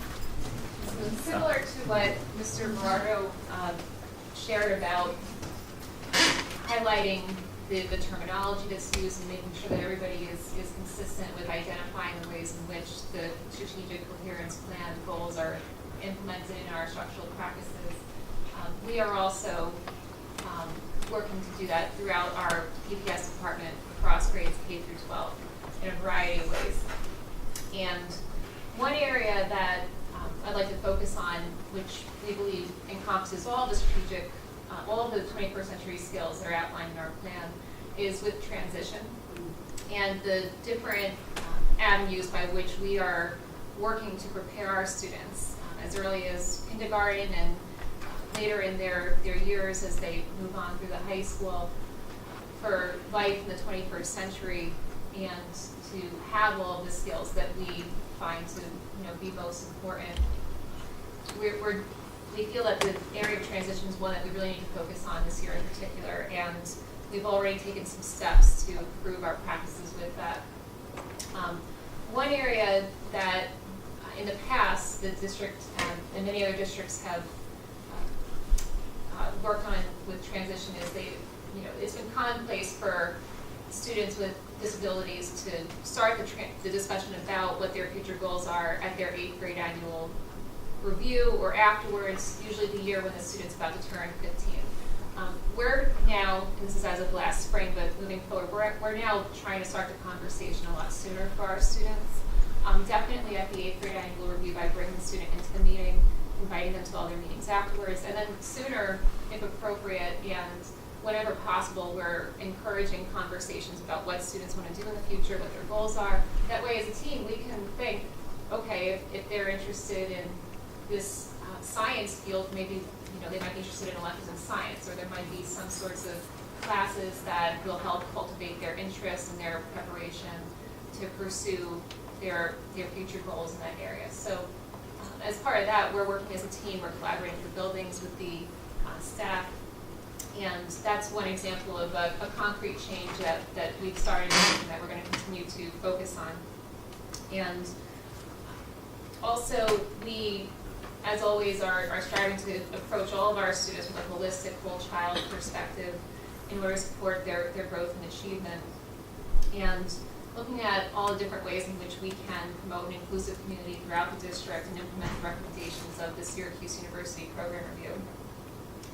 And One area that we've also capitalized on is our collaboration with Ability Beyond, an agency in Bethel, Connecticut, to support our high school age students in developing the vocational skills that they need in order to transition out of Brewster High School and then be prepared for employment and independent living afterwards. And I'll just show a quick picture.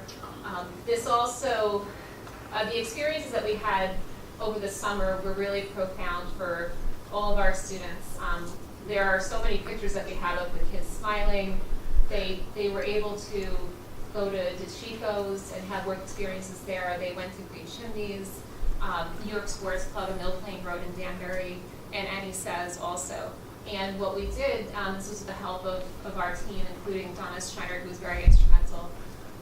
We had the students rotate between each site throughout the summer, so they each spent about a week or sometimes 2 weeks at the different sites, where they learned all kinds of different skills. So as we can see, we have 2 of our students who had just folded all of those pizza boxes at the Chico's. And then on the right is a picture of all of our students on a little tour and orientation at the Chico before they started their work there. In the middle is a picture of our trip to the Maritime Museum over the summer, so we had some fun too, besides all of the instructional opportunities. But the students, they learned about agriculture by going to Green Chimneys, all the different things that go into that. And then Annie Says, and at New York Sports Club, and what we found was that they were all very conscientious, and they learned how to work with different people and different personalities, and we found that it was an incredible experience for our students, and one that we're looking forward to continuing. And so, alongside that, we're also focusing on developing our students with their adaptability, and as I mentioned, their level of independence with planning for their future. And throughout this year, we are going to be continuing our efforts to improve in this area by engaging in a self-review of our practices with transition throughout the whole district. And we will be working closely with our colleagues across the buildings, and also gathering some parent input about what we can do to improve that moving forward. And as always, as part of that, it's our goal to promote independence across all grade levels and also critical thinking, on which note I will turn it over to you. So as a team, we're fully committed to providing professional learning opportunities for differentiated instruction. And last year and this summer, we had about 30% of our staff trained in differentiated instruction. And this year, it was a perfect segue into co-teaching. So by October, we will have almost 100%, with a few exceptions of staff members who are part of Project Lead the Way, but almost 100% of the staff members will be trained in either co-teaching or differentiated instruction, which is a huge goal for our department. Once we have that initial training, we can really start digging deep into the conversations and moving forward with the whole inclusive school community. Another really cool thing that the 3 of us on our team are excited about to share is student-directed IEP, individualized education plans, and CSE meetings. So what that is, it was an invite only. I don't necessarily know that we were invited, but we are.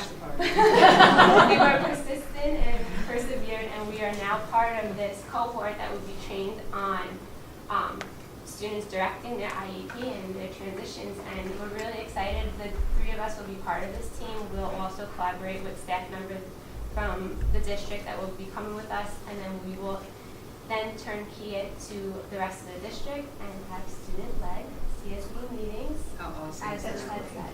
So that's really exciting, and I'm happy to share.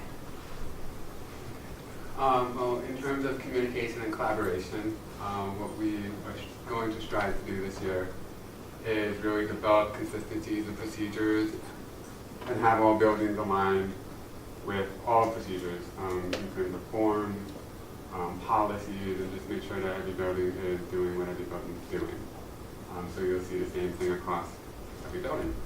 We'll also be very involved in the MTSS process. We'll provide our own unique perspectives to process, and we hope that that will help support the building principals and assistant principals who run those meetings. We're also involved in Ruler and Cope, and on the Ruler and Cope teams for each building. And we are also will be collaborating with the liaisons in the TLCs. In terms of perseverance, we are going to promote opportunities for students with disabilities to learn alongside their non-disabled peers. We're working on turnkeying the inclusive practices, especially in relation to the Syracuse program we do. And we're going to be providing professional learning for special education teachers and service providers in IEP development, project monitoring of goals, and writing effective goals so that we have very strong IEPs that really support our students. And one last thing that's not on there in terms of perseverance is that, we will be in a lot of 504 and CSE meetings, but as a group, to really be visible and present in all buildings. So the bottom two pictures show the differentiated instruction PD that we had over the summer, which I think about 50 of our staff, faculty participated in, and it was great. We had educators from grades K through 12, and this is continuing our work with reaching the whole district to enhance our skill set in that particular area. So that way we're always serving all learners, and especially embracing the skills of all of our students. Could you speak to professional learning for aides, monitors, home services? So we had a first cohort last year that was trained in therapeutic crisis intervention for schools, and it was a great success, and it was 20 staff members. So a spin-off of that is Josh and I teamed up and we provided de-escalation training to aides, and it was open invitation, and the goal of our department is that to reach everyone by the end of the school year, including bus monitors, because the bus monitors are the people who are reading our children first, and they need to have this toolbox of de-escalation skills in order to best provide services to our students that could be in crisis at any time. So, and the TCI certification requires follow-up trainings, and so we, especially Amy, have been working diligently to make sure that all of our staff are certified, or getting certified. Those who are certified are staying current with their certification. And we'll also be visiting with the transportation department in October when they have a department meeting to check in, and discuss further some of these objectives that we've been and just to add on, these TCIS cohorts are not just teachers, they're not just administrators, they're everyone. They're teaching assistants, there's aides, they're recess monitors. So it's a large variety of the whole entire school culture. And TCIS does not work if there's pockets of teams at each school. It only works when there's a common understanding and a common value of this practice and how we can best support our students who have past traumas.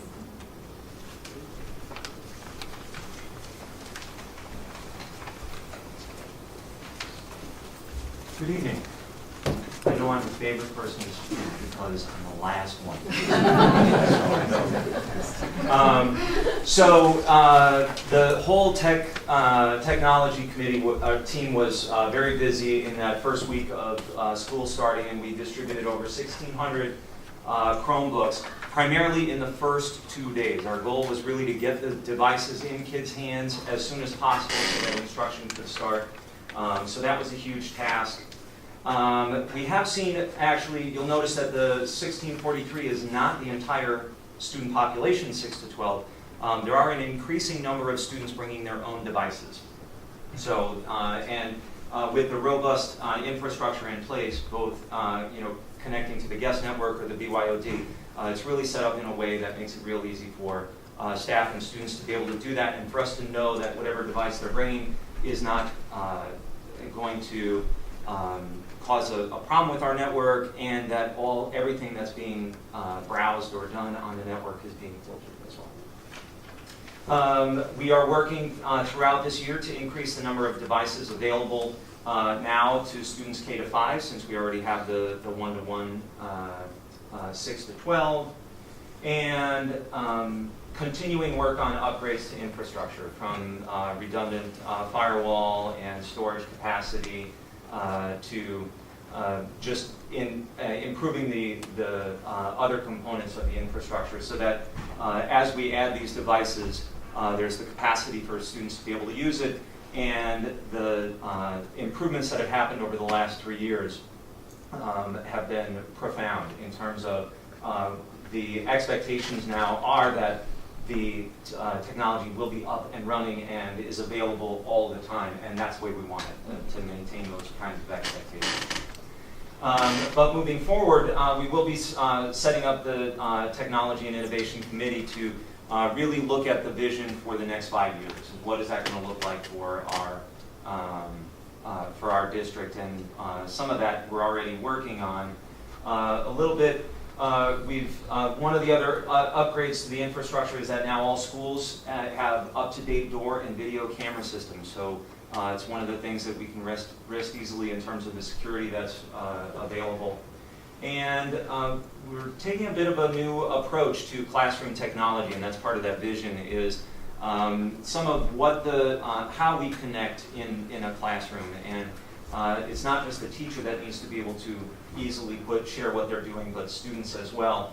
And so throughout the district, we're using interactive displays that at the K to 5 level, and then at the K to 8, and then at the high school level, displays that are just not touch, but easily able to connect to. So whether it's casting a Chromebook or just being able to log directly into it. So if you've been up into the ILC, that's you can see that readily, and it just makes it so easy to be able to get in and share what you want to work on. And that's the kind of ease of use that we want to be able to help promote the 5 skills of the strategic coherence plan: that communication, collaboration, and that adaptability to new situations works.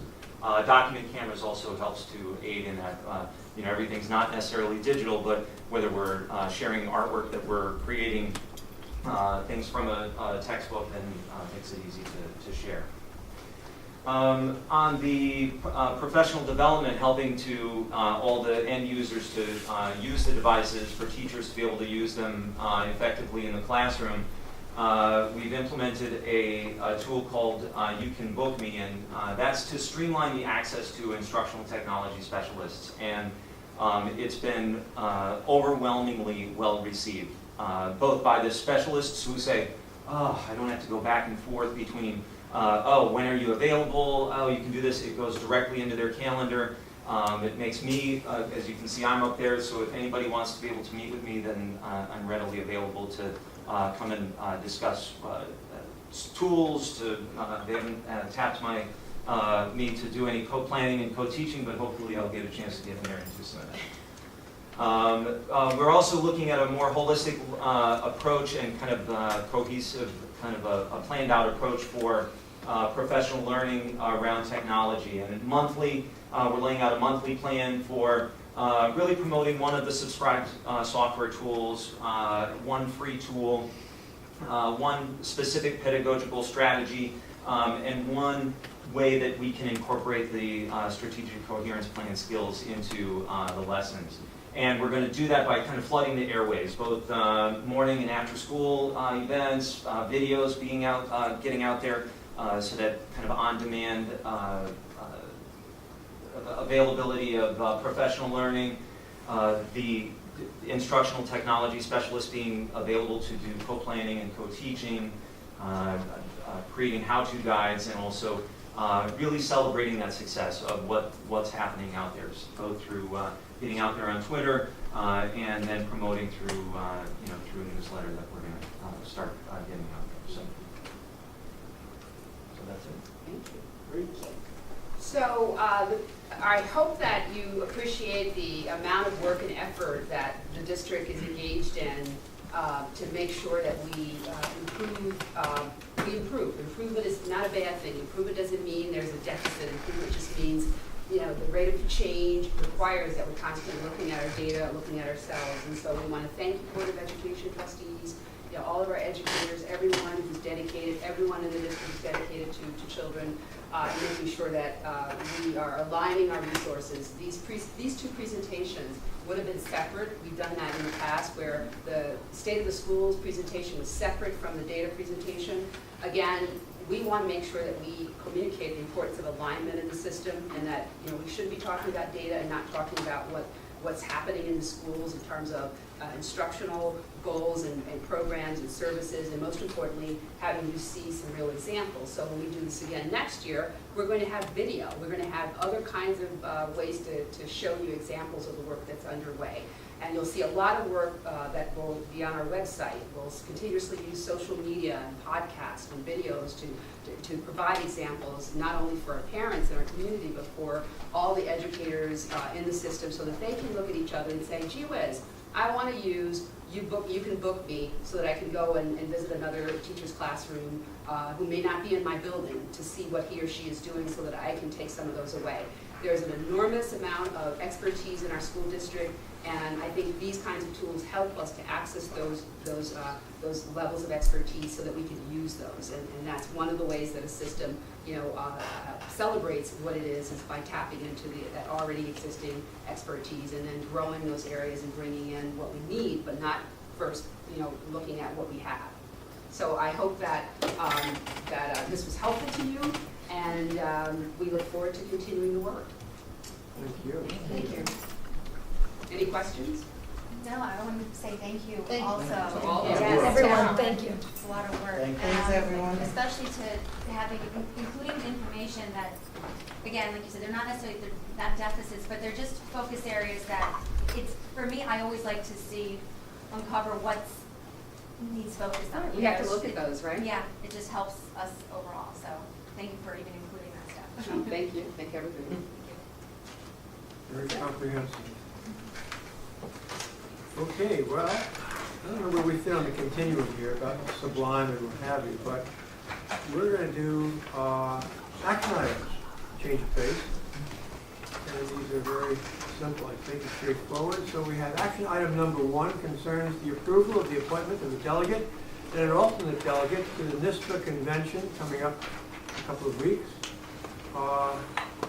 Delegate myself, the alternate is Ms. Masika. Need a motion, please? Thank you, Diane. You can? Motion myself? Are you sure? You don't, nobody else should. I hope you seconded it. Thank you over there. Fun day, let me tell you. Okay. Questions or comments concerning this? For the public's sake, NISPA is our professional organization, and we talk about it an awful lot. The current board is probably more involved with professional development and training than any board heretofore.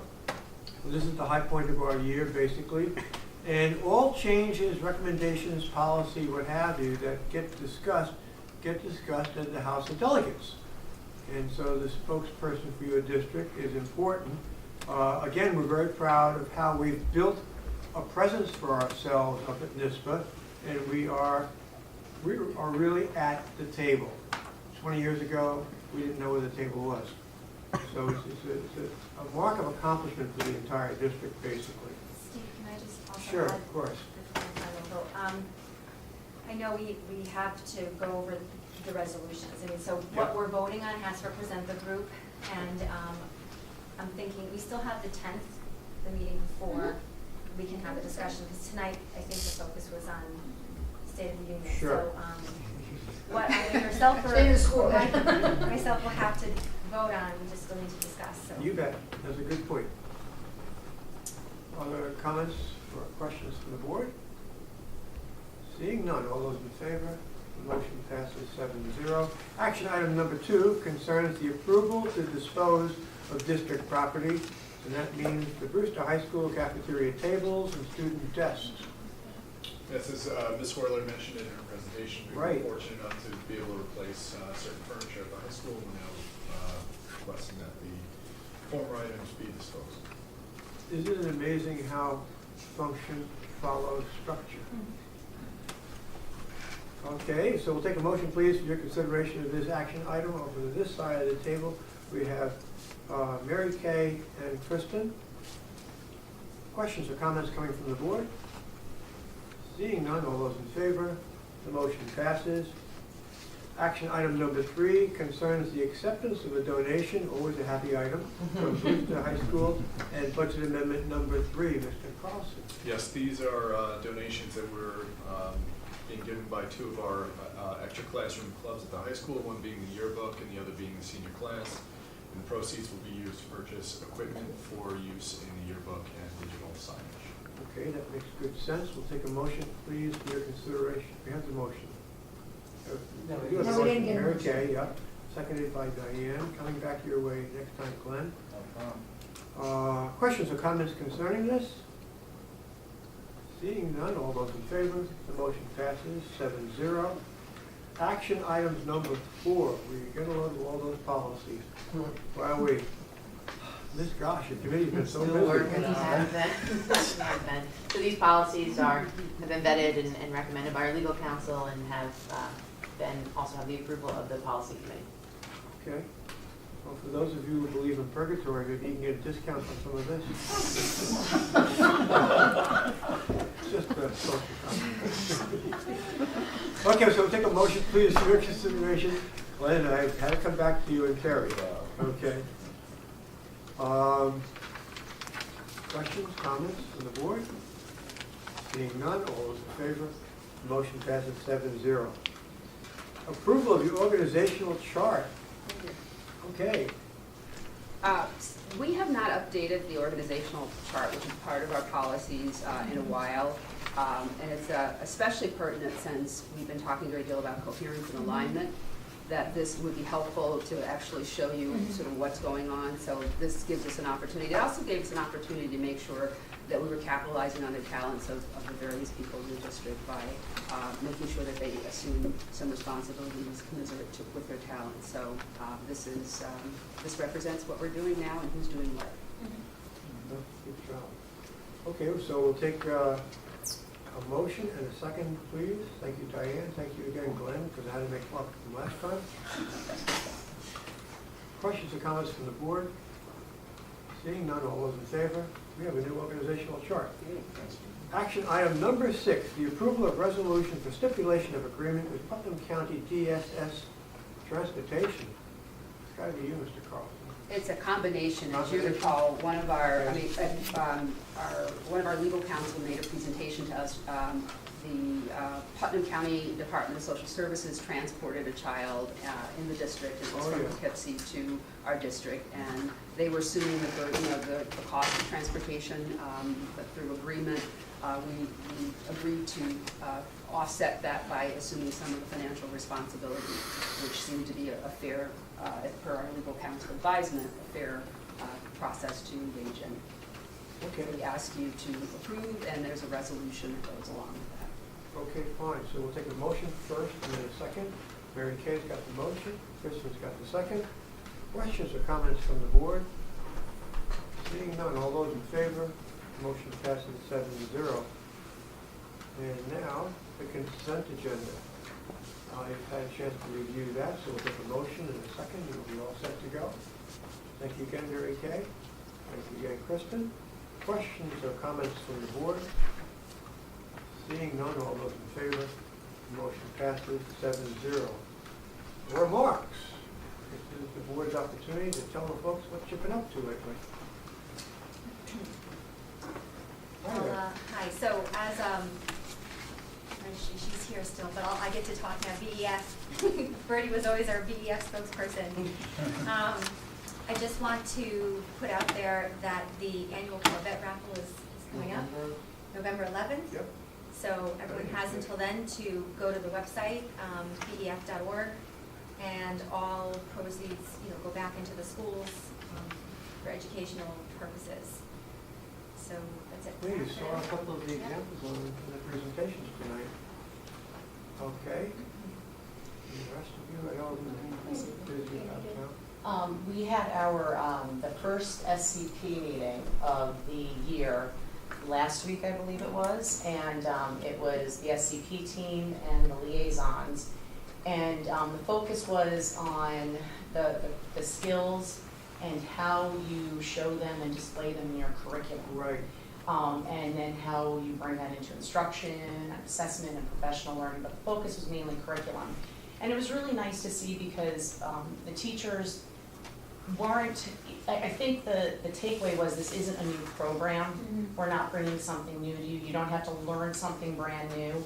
Your chances are you're doing it already in your classroom, and you just have to fine tune it and identify what it looks like in the classroom.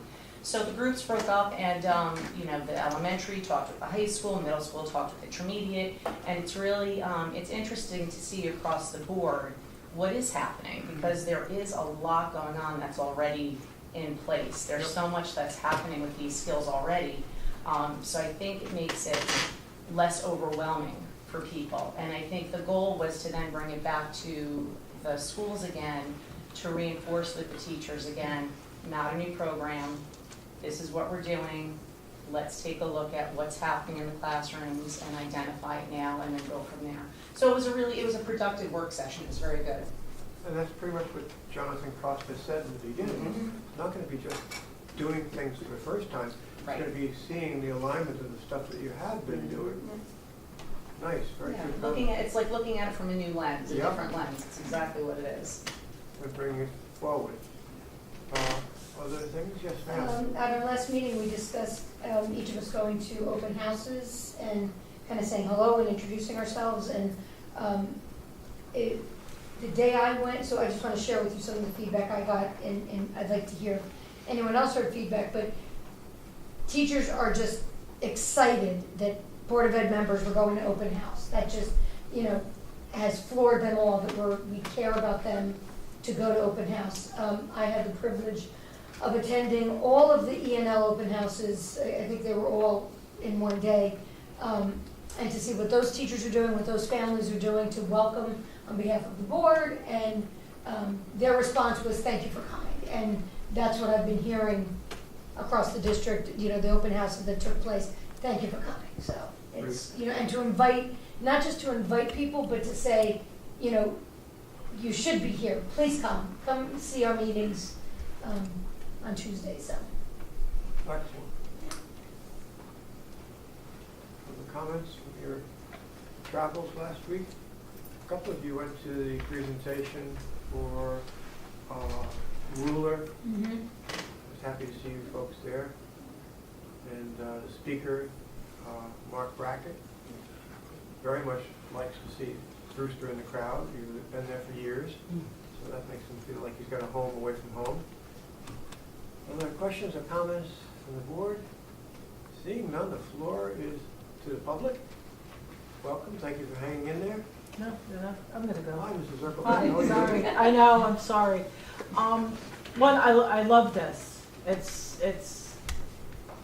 It feels good. Like, it's refreshing after all this turmoil we've been going through. You've been going through. I've been watching. The only thing I want to ask or suggest or throw out there is there's another graduation option that's pretty underutilized. It's I think the initials, and I tried to Google it, is the NEDP, which is more of a project-oriented path. And there's a center down in Mount Vernon. Now, students can't start it until they turn 18. Okay. But it's more task-oriented and kind of putting kids who can't pass the Regents into the task, which has such a bad low passing rate. It's kind of maybe not the solution, but this NEDP, they have like 70 tasks they have to complete, and it's open-ended. They have years. They can do it on their own afterwards if they don't do it in school. So it might be something else to think about, just to kind of stretch the options out there. Definitely. That's in New Rochelle, you said? Mount Vernon. I can email you everything tomorrow. Thank you, I appreciate it. I'll do that. Thanks, Christine. Yes, I can count on you. She won't forget. Hey, I try and be, positive. You are positive. Not always, but mostly. Okay. Hi, Ms. Cosman, how are you? Fine, thank you. Just a possible suggestion. A couple of people have asked me how they get the agenda off the website. And fortunately, I had the opportunity to have used Board Docs before. And, it is a bit of a process to know that you have to go to departments, to the Board of Ed, and then when you're on the Board of Ed, you have to go to the Quick Links and then go to Board Docs. And, I don't know if maybe there's some way that it can be explained in maybe a backpack or whatever, just what the steps are to get, to the board agenda. Because when I first went in as a non-board person, it took me a few minutes to get through, and I had some experience with it. Yeah, sure. So it just might be a suggestion to get more people to know it's on the agenda and maybe to get them here. Okay. And maybe going forward on the open houses, we could include that in our little sheet. Exactly. If we can, if you have any questions or whatever, maybe there's a set way we could include that. Exactly. The E&L open house is actually, knowing that we were coming, had a slide presentation on the website, like how to navigate the website. So when I had asked them about that, they said, yeah, we got it covered. Like, Okay. they were, so I was, I walked in and didn't have to do anything except say hello. Good to know. Anything else? Okay. Guess what? You don't have an exec session tonight. You could just make a motion to close the meeting. I don't believe it. Hurry up, motion! Are we kidding? Really? Happens as often What? as That's never happened. No, like, serious? you know, look at that. And it's not April 1st either. Motion second. It's been second, we're out of here. Bye, everybody. The board doesn't even know what to do to the Hit the gavel and let's go. Can I take that as a motion? Yes, we're halfway to the car. Let's see what Aaron Judge does tonight. I've never seen this much. Very well. All right. That like never happens.